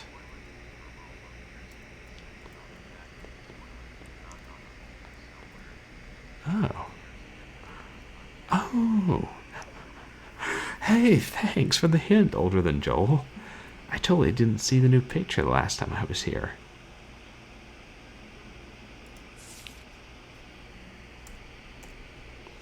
A doll?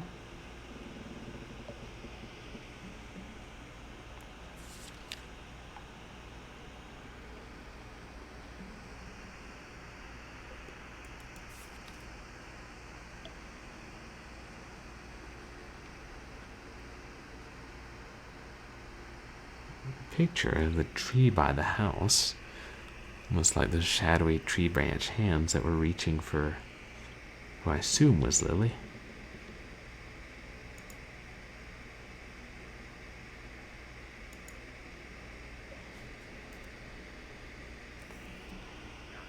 And the doll. Oh, purple.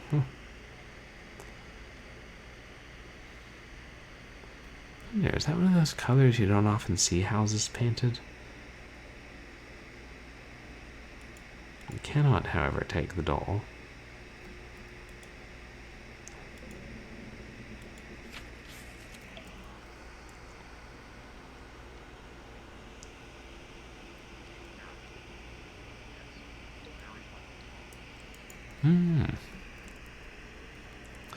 I wonder why they chose purple. Or that was the child's imagination that chose purple.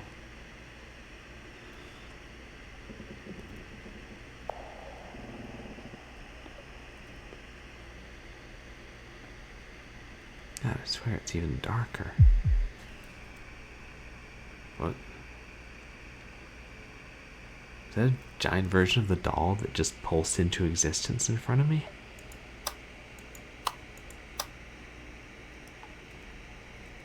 I don't know. Hell.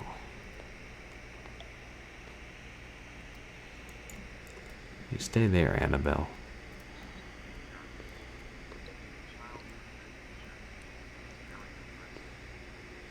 Oh. Looks really like realistically portioned and steady lines. Yeah, I can see that. Yeah, compared to some of the other drawings.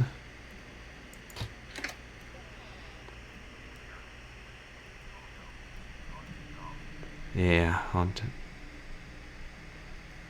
Wait, we were in a second floor bathroom. Now we're outside? I'm starting to think there's something unusual going on around here.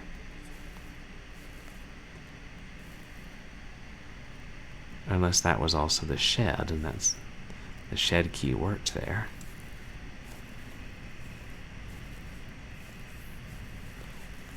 Okay, who's warping the law of physics up in here?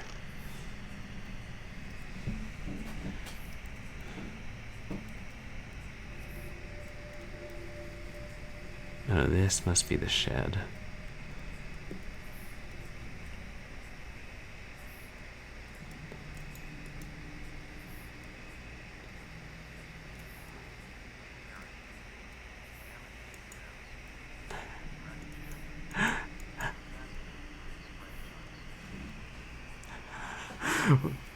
Fast and Furious.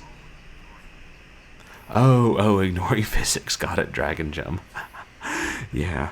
Them and game devs. It's like, What's spooky and what looks cool? Sometimes those are more important. You want stark realism, go see, I don't know, Rossellini movies. How is that the first thing that popped into my head? Ibsen. Everybody likes Ibsen.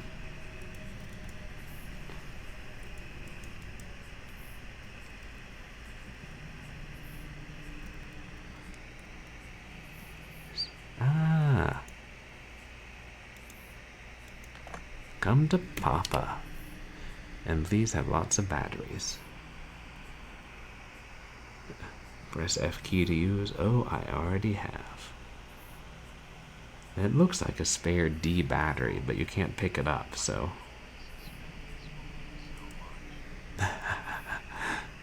Right. Up to a point, it's like asking you to suspend your belief turns it into a different genre. Okay, I'm feeling much better about things now that we have a flashlight.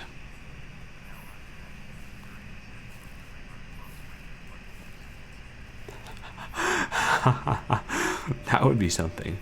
Would it be Ibsen writing Everybody Loves Raymond, or would it be a sort of biopic of Ibsen in the style of Everybody Loves Raymond? And weirdly enough, I haven't actually seen Everybody Loves Raymond. I've heard about it so many times. I saw Everybody Hates Chris once.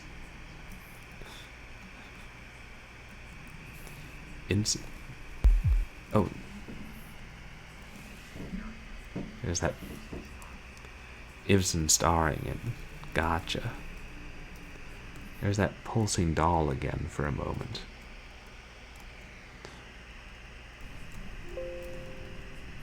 Or I don't know that it's a doll. I just can never get a good enough look at it to be sure. Yeah. I said now we have a flashlight. There's some portion of the yard we can explore more, but I'm trying to figure out what it is, or where it is.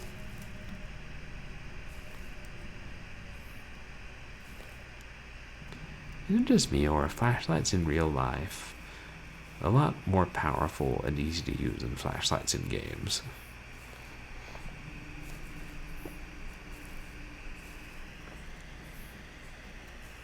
And just a flower or a leaf.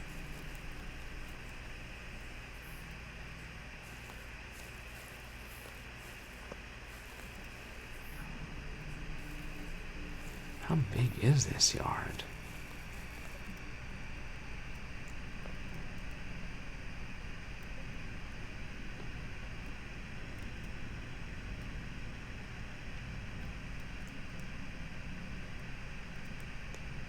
Okay.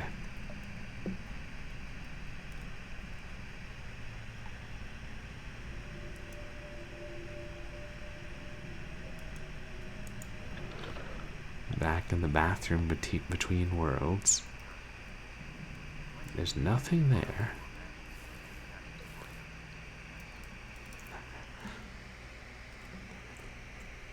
The X-Files.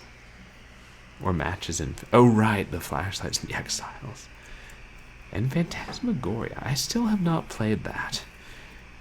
Even though I have a big box copy and I've been meaning to play it for years. It's one of those games I intend to play on stream, even though I know it's controversial. But have you played it, Dame Karen? I think I saw somebody was streaming it not that long ago.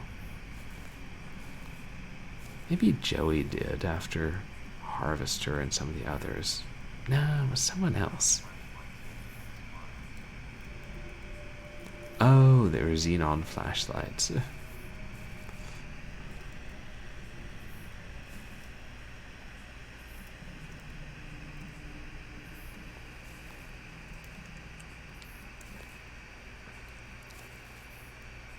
Okay. Oh no, I guess it's just invisible walls.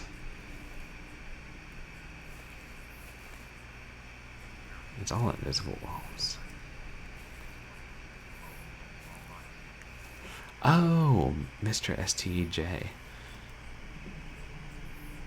Oh, right. I think he was playing it when we raided him the other night, or was going to. Was talking about it. I remember I was pretty tired at that point.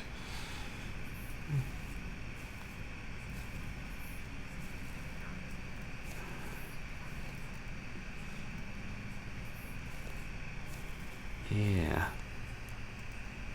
Okay, this fence separates us. What am I bumping against? Trees?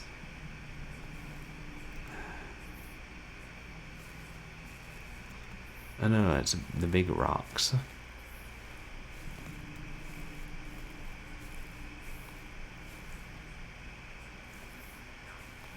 Adventure beyond those. Oh yeah, and it's good when streamers chat a lot. I like that. And it's a hard balance to strike between gaming and chatting. And that's probably one of the things that takes people years to perfect. Okay, there we made it to the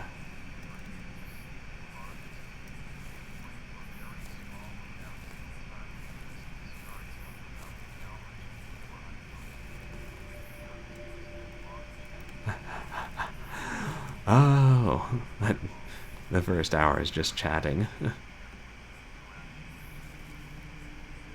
Oh yeah, interaction's great. I guess that is one of the things about streamers that stream late or are in different time zones. You may not get to catch much of them very often. I swear we made it between these rocks before.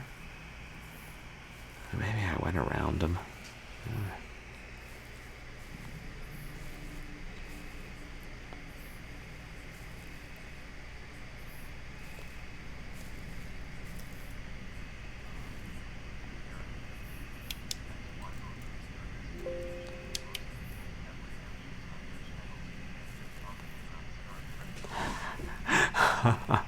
To ban them talking about Star Trek so they go back to the game. Which would have been hard when they did that co-stream that was just them talking about Star Trek. Unless the co-stream was supposed to be something else. I don't know. While I was there, it was all Star Trek.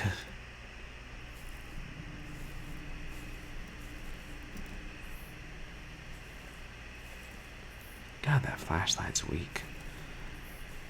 Now these are more of the rocks. Yeah, it makes sense they wouldn't have those redeems in that stream. Okay, we are certain there's nothing else in the bathroom.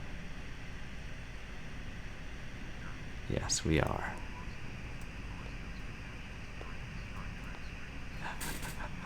Oh, good.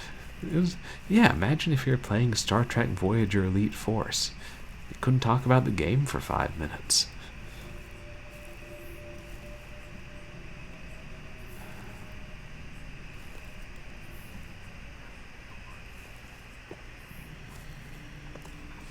Yeah, I haven't played that Captain Peel card, but it seems like a good game.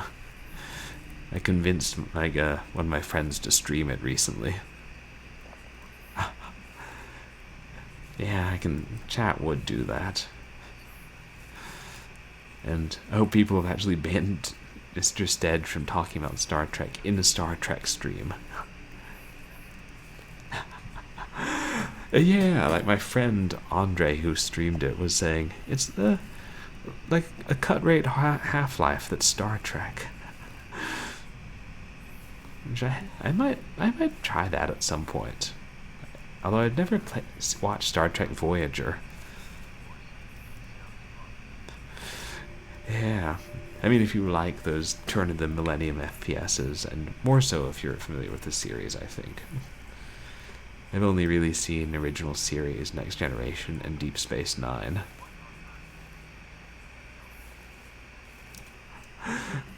Ah, well. Thank you for redeeming that, Hairball. As good a time as any to take a break from wandering around, banging into rocks and things. Bathrooms, warp between dimensions. So, let me grab them here.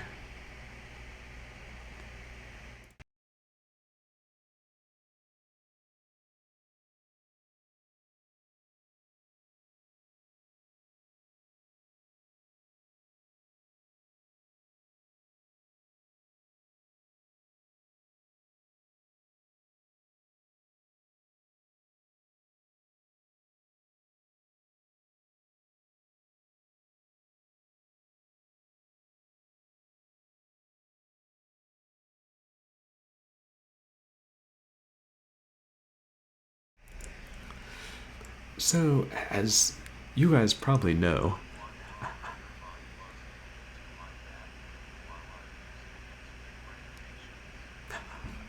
no, that sounds like a terrible thing.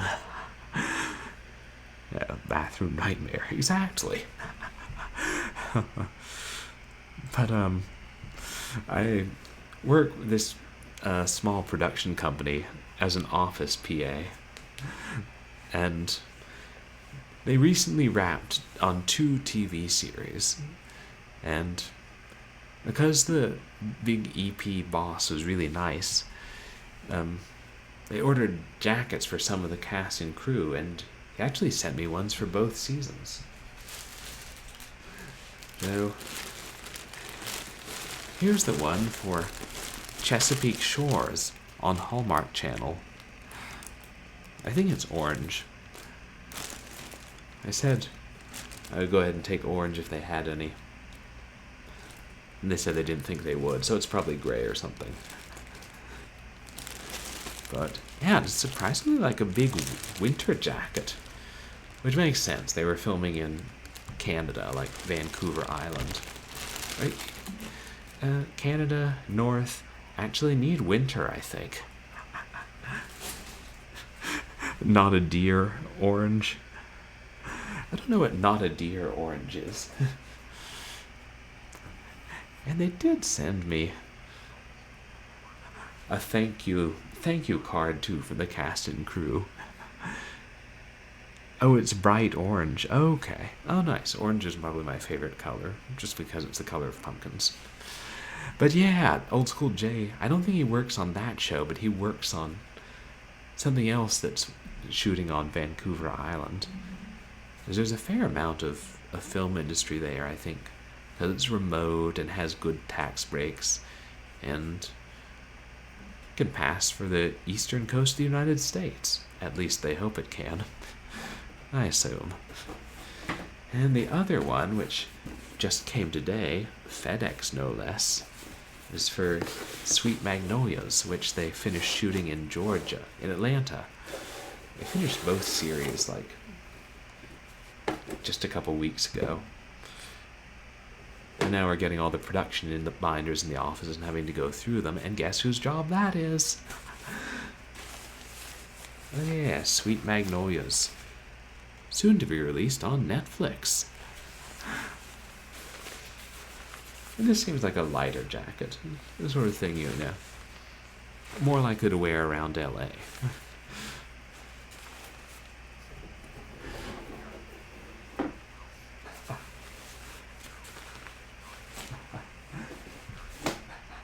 Oh, that's exciting. I finally have good jackets. A windbreaker. Yeah, that's exactly what it is. And it's good because I needed. I have winter coats back in Virginia, but I needed, really good jackets here. And I guess I can wear them to job fairs and stuff and be like, yes, the show I worked on. Tangentially, and not really, but I have the jacket.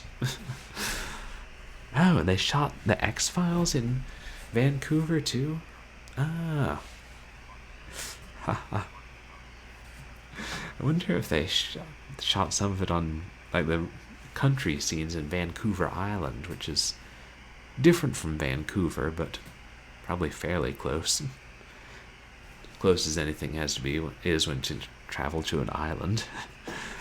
But it would be funny that, like, Old School Jay and I could be working on the same show, even though he'd be there directly and I'd be in the office. But yeah, I told the assistant You know, if they shoot there again next season, and when you get to the point where you're hiring grips, tell me, because by crazy chance, I met somebody in Vancouver Island. Oh, all the DC shows are set in filmed in Vancouver. Must be cheaper.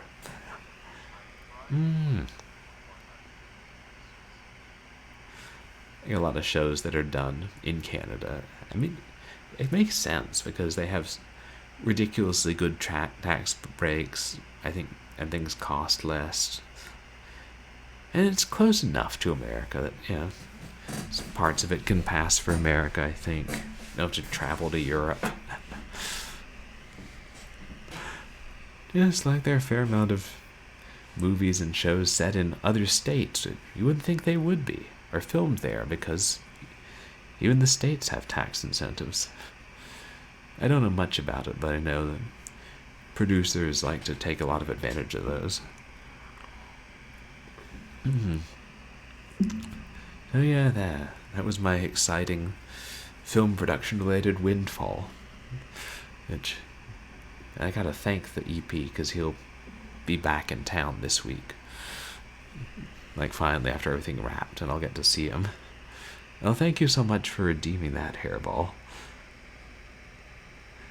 I don't always get exciting stuff in the mail, but sometimes that's not, video game related, but sometimes I do. Oh yeah, same reason they film in Melbourne, because I'm guessing Australia has tax incentives. It seems like pretty much every country that's not America and one or two others does. Hey. Yeah, when you're dealing with big budgets, take advantage of whatever you can. Oh, no worries, Dragon Gem. Sorry you've got work. Yeah, production jackets. They're a great keepsake and useful, But the first one was Chesapeake Shores of Hallmark, and the second one was Sweet Magnolias of Netflix, which is a little less strictly family-friendly and a little bit edgy. We're talking a conceivable PG rating here. Netflix. They can get away with anything.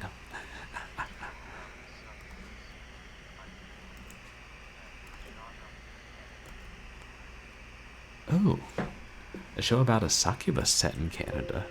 I do love a good horror show.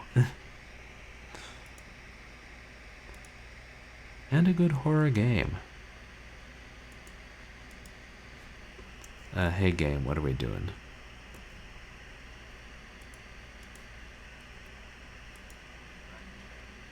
We freezing? Lost Girl. I don't know that one.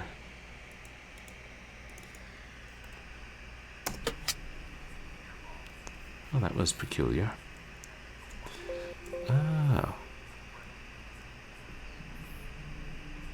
Friend with the Coolies. What are Coolies? Oh, a fence. Okay, a few years back, but very firmly filmed in Canada. Oh.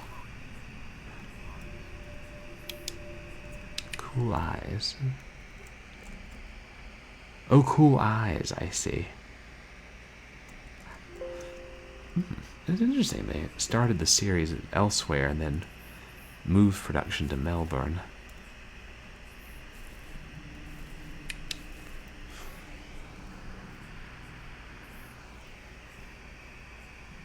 Oh. It's going to be one of those games.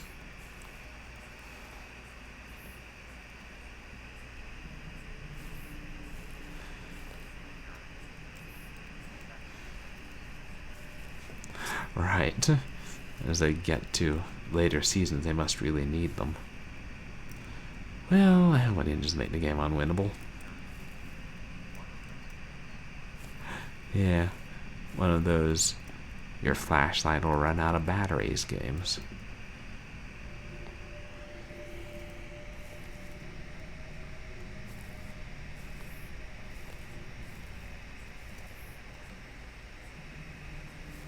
Okay, maybe that's the way to go, but first we gotta get back to the shed and get the other battery. Go around the shed? No. That would be silly. This game got respawning batteries, right? Yeah. Okay, there, that's it.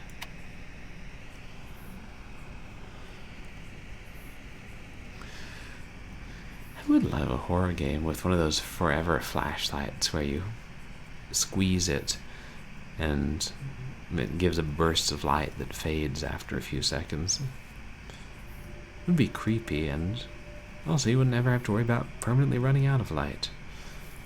It was like guaranteed to work for, I don't know, 50,000 times or something. Is there? Oh. Maybe that wasn't a battery I picked up.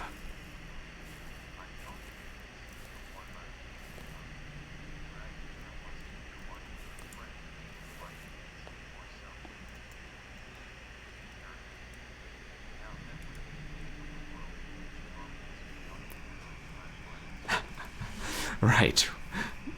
Batteries that are flashlights that respawn the batteries. But until they perfect that, we'll be stuck with the forever flashlights, which are incredibly useful. I feel like every household should have one. Oh. What's that? Just your average glowing night orchid.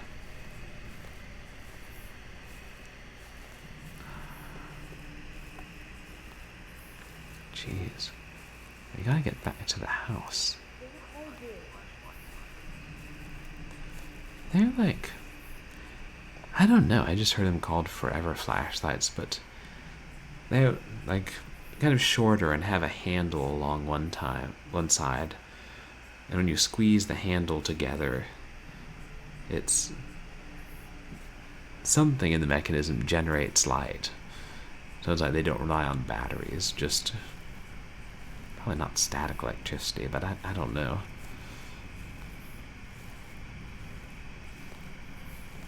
They probably go by different names. Hey, this is a new place, isn't it? Is that a rock? Oh yeah, probably so. Like, I didn't know they had wind-up ones, but I assume it works on the same principle.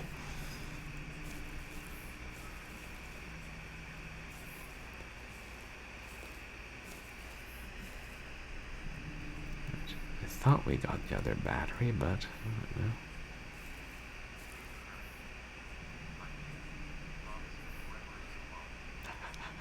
Oh, right. Not literally forever. Oh, so Lost Girl was the Canadian succubus show.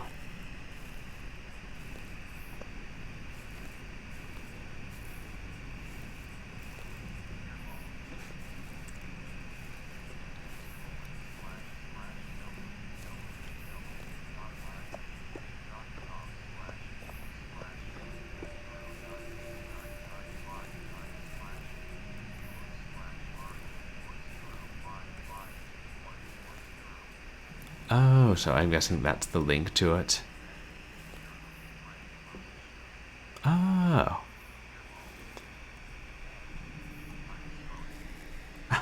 Oh, no worries. That wasn't too long.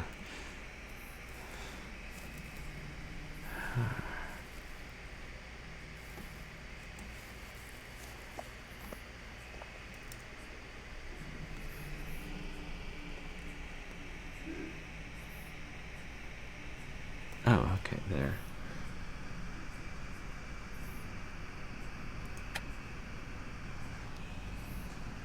Battery added to flashlight. Good.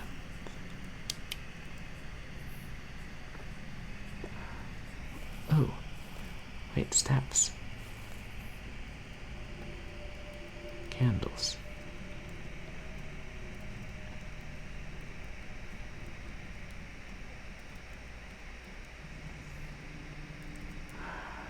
Where's the door? But that is the door.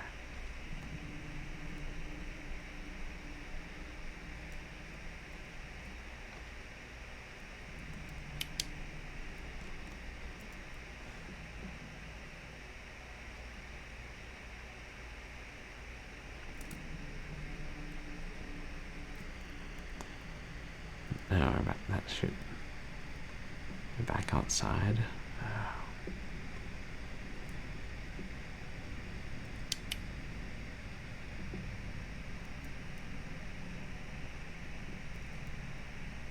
There.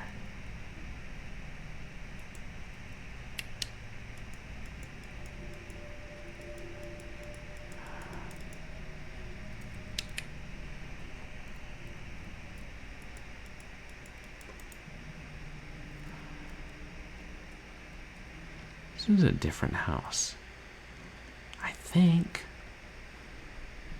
Oh, hello, creepy doll.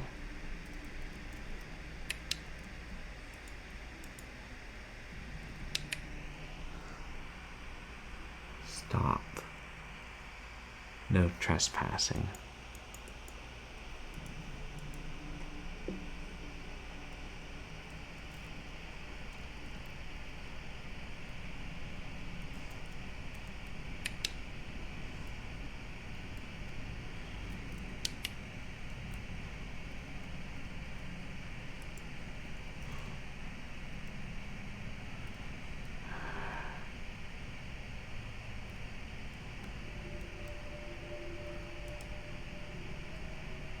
Trying not to use up my flashlight, but is that battery?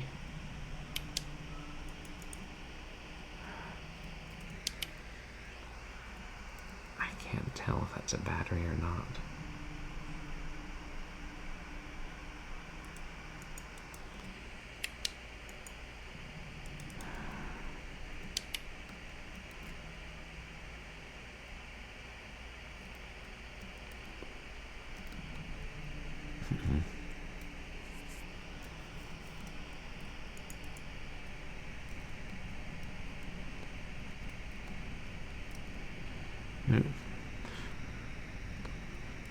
The babysitter is not able to climb over one stool.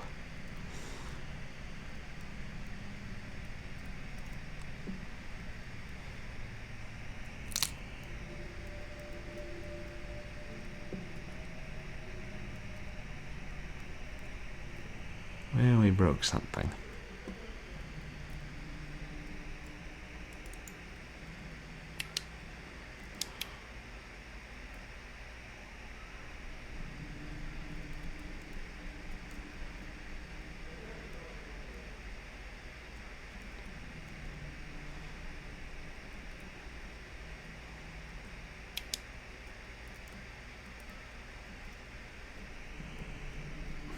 Somebody really wants us not to trespass.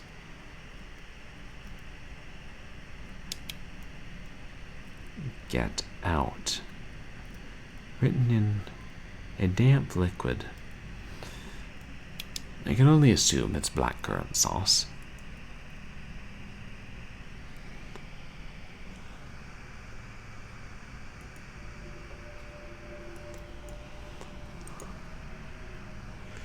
I need a different key.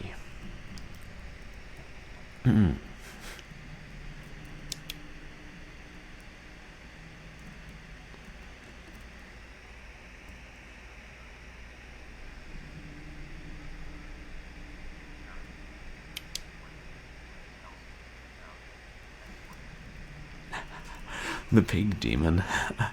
Why the pig demon?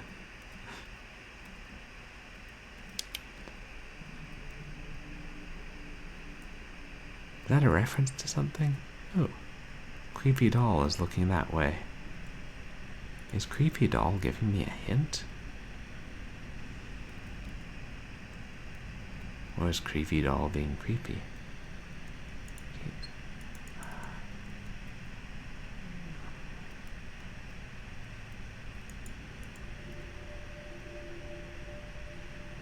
If only this house had the glowing light switches.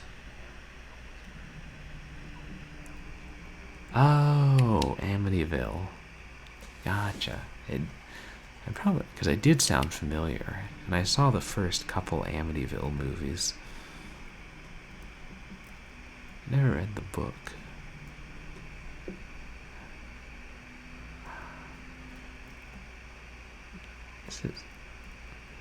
I'm gonna run out of flashlight battery.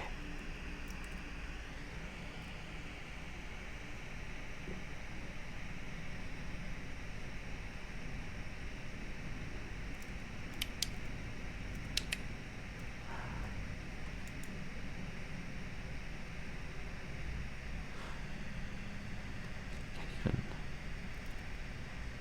swear it's getting even darker. Where am I?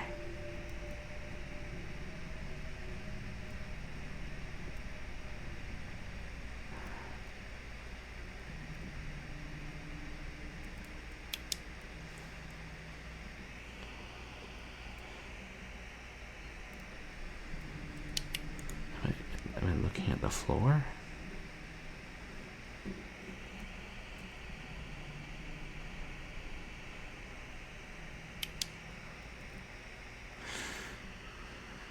Well, that sucks.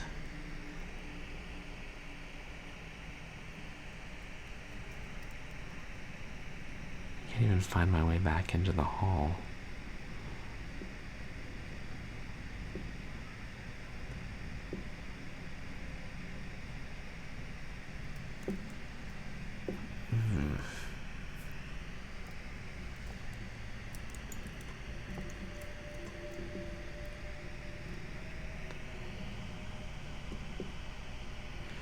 At this point, I'm moving slowly, trying to catch sight of anything.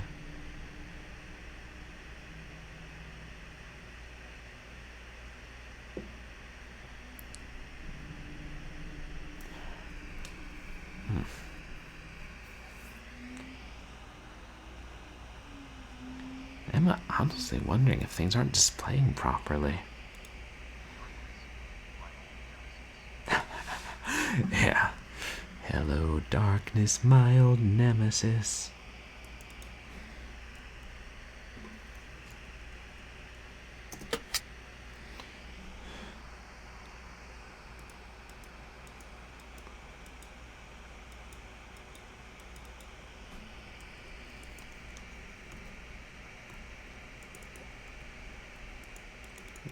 Why is it not registering the mouse now? Right, for the reals, yo.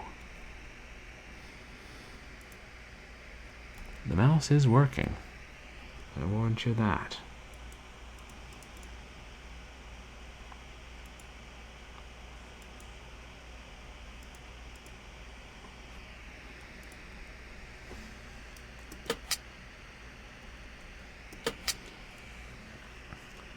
You can use the tab key and the keyboard to control the settings.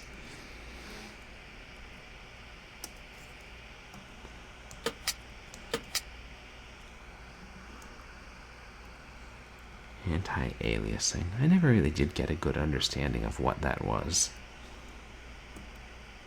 Yeah, pretty much.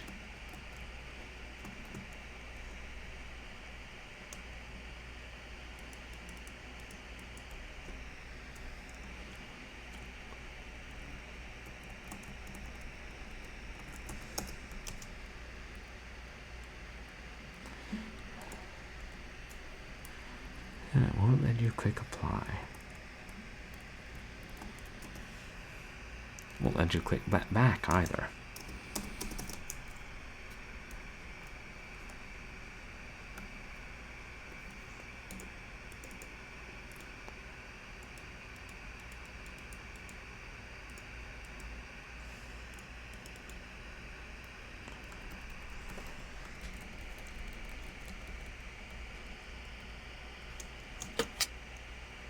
There.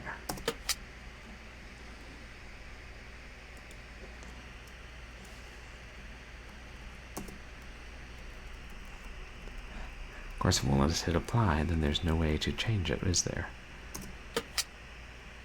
Okay, there. We're in windowed mode.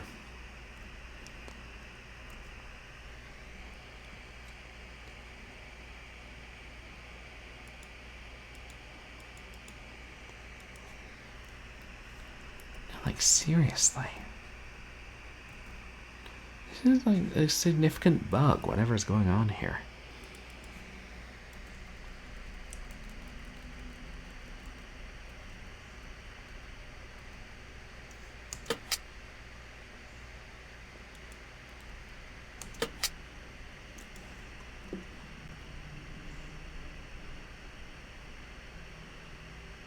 You can see when you blink, and I will occasionally catch glimpses of light-colored things. Not enough to orient myself.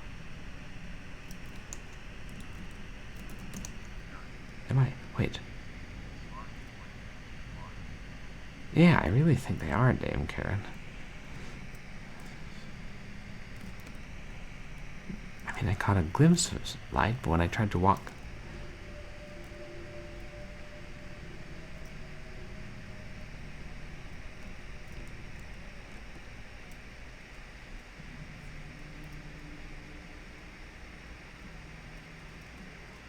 Okay, so we made it back into the hallway.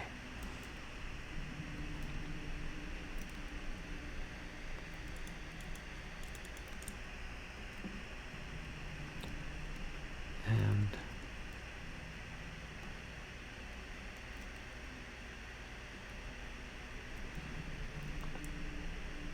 what's the other emergency light that was so dark?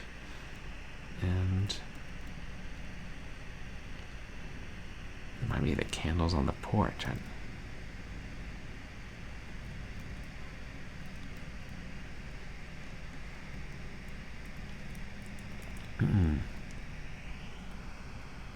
Okay, yeah, we made it back outside, but I assume that whatever key we need is in this other house, because it would be completely ridiculous otherwise.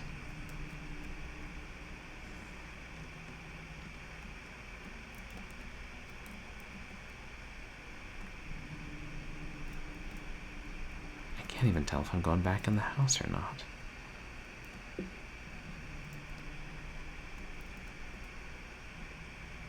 You know what? This is ridiculous. There's like no way we could beat this at this point.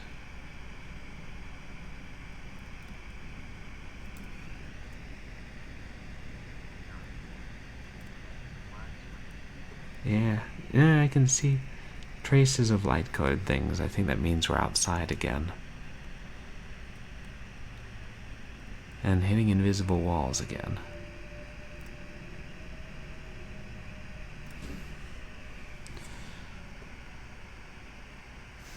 No, I'm sorry guys, I don't think we'll make it through this. I think it's time to call it. You know, I try to give games a fair try, and I like to beat them when I can, but...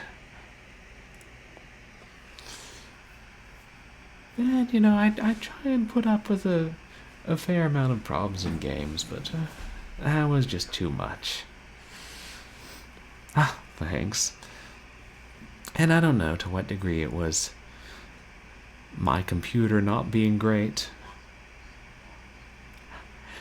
Yeah, I think they were invisible walls. It was possible I was running into picket fences and giant rocks that the light wouldn't reflect on. So they might as well be invisible in the dark. But... I mean, it did seem to be getting significantly worse, but... I mean, even if it was my computer, which is just a little over a year old, not having the greatest specs and everything, the fact that they disabled, like, allowing you to change the settings in the demo is an unfortunate choice. You know, I applaud indie game developers and indie horror games, but I don't feel any great desire to go buy the finished version of this one if they do finish it. It is too bad, because it had a strong start, and I liked the full motion video intro sequence and kind of the setup.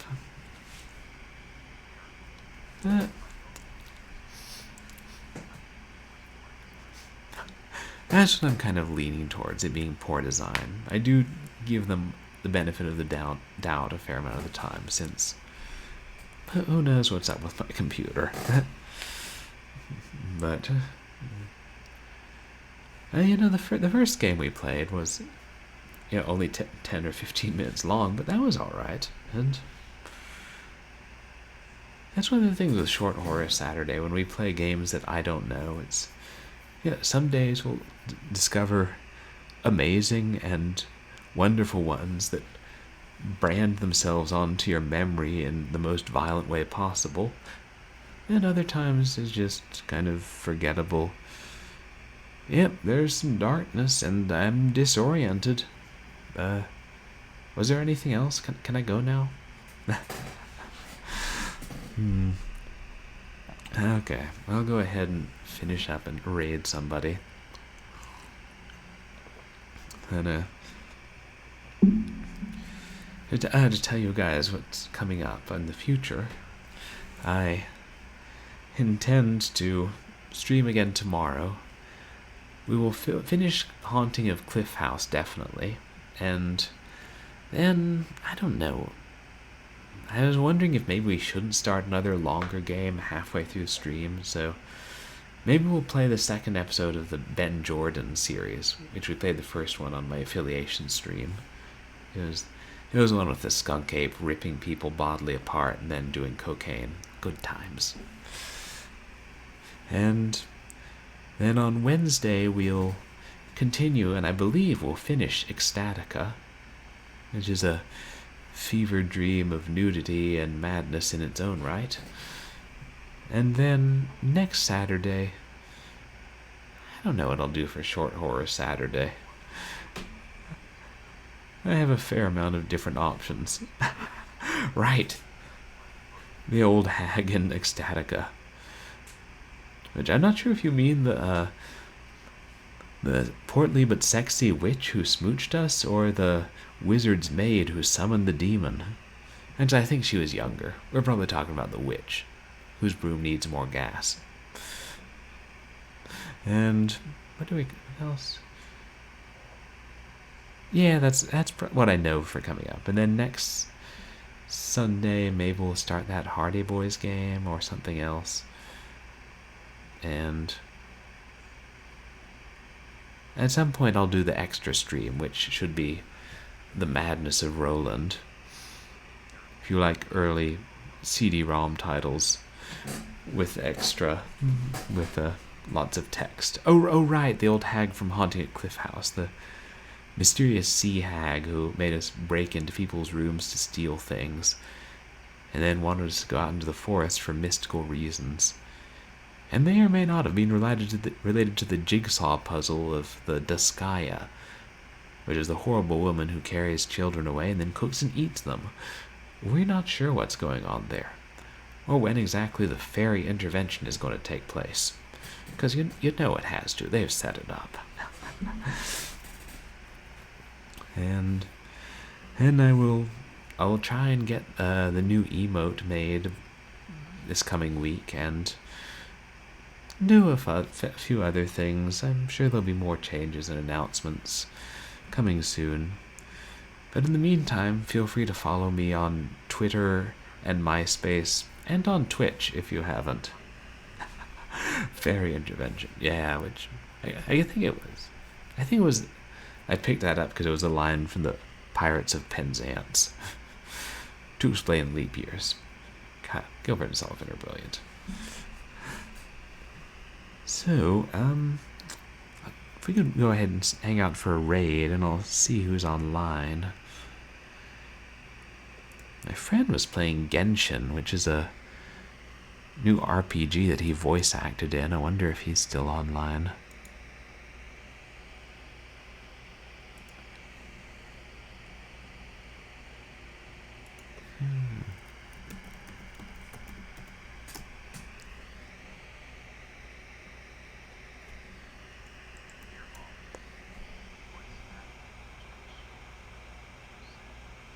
Yeah, it's like a new 3D RPG that came out a couple weeks ago.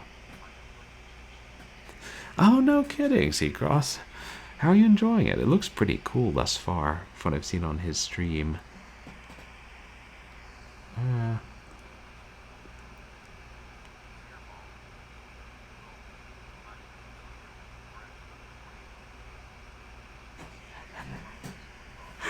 Breath of the Waifu. What a great name. Oh, that's awesome. Seems like it's a pretty big game. I don't know which ones he voices. And I know he said they weren't, if it was more than one, they weren't at the start of the game. I should ask him. Oh, look, he's offline right now. Let's see.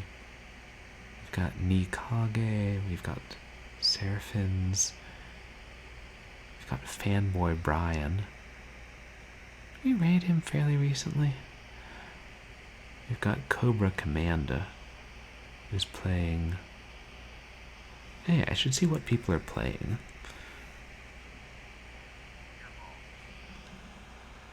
Oh, Phantasy Star.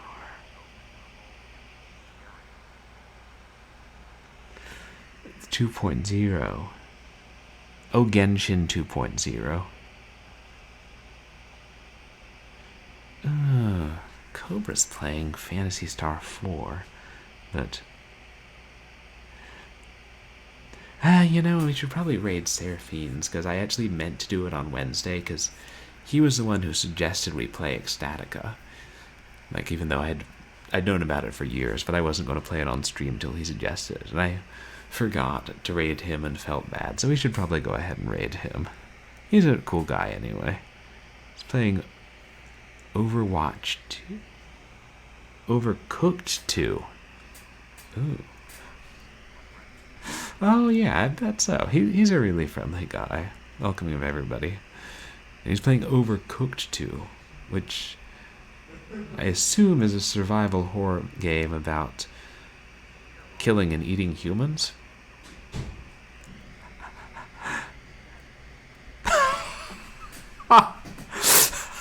Oh my god, terrible. That was perfect. No, not Phasmo. This is a different thing. And it might be something so prosaic as a cooking simulator, but we can only hope it's grisly horror of immolation.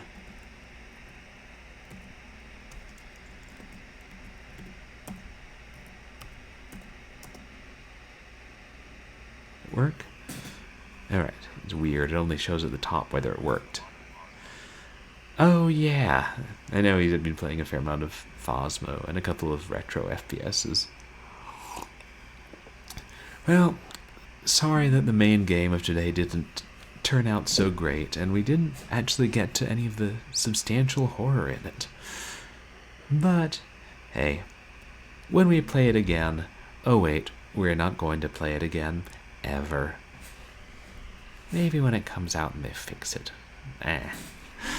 Thank you again, everybody, for coming out. You don't know me.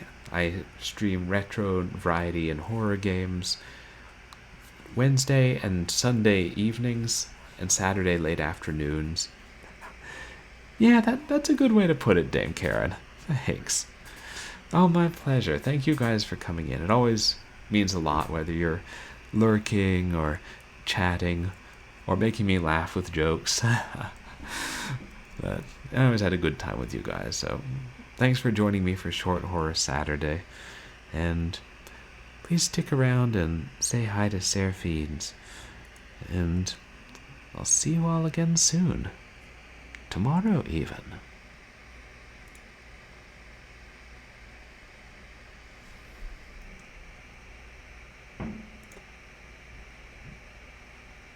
Hey, OBS, get with it.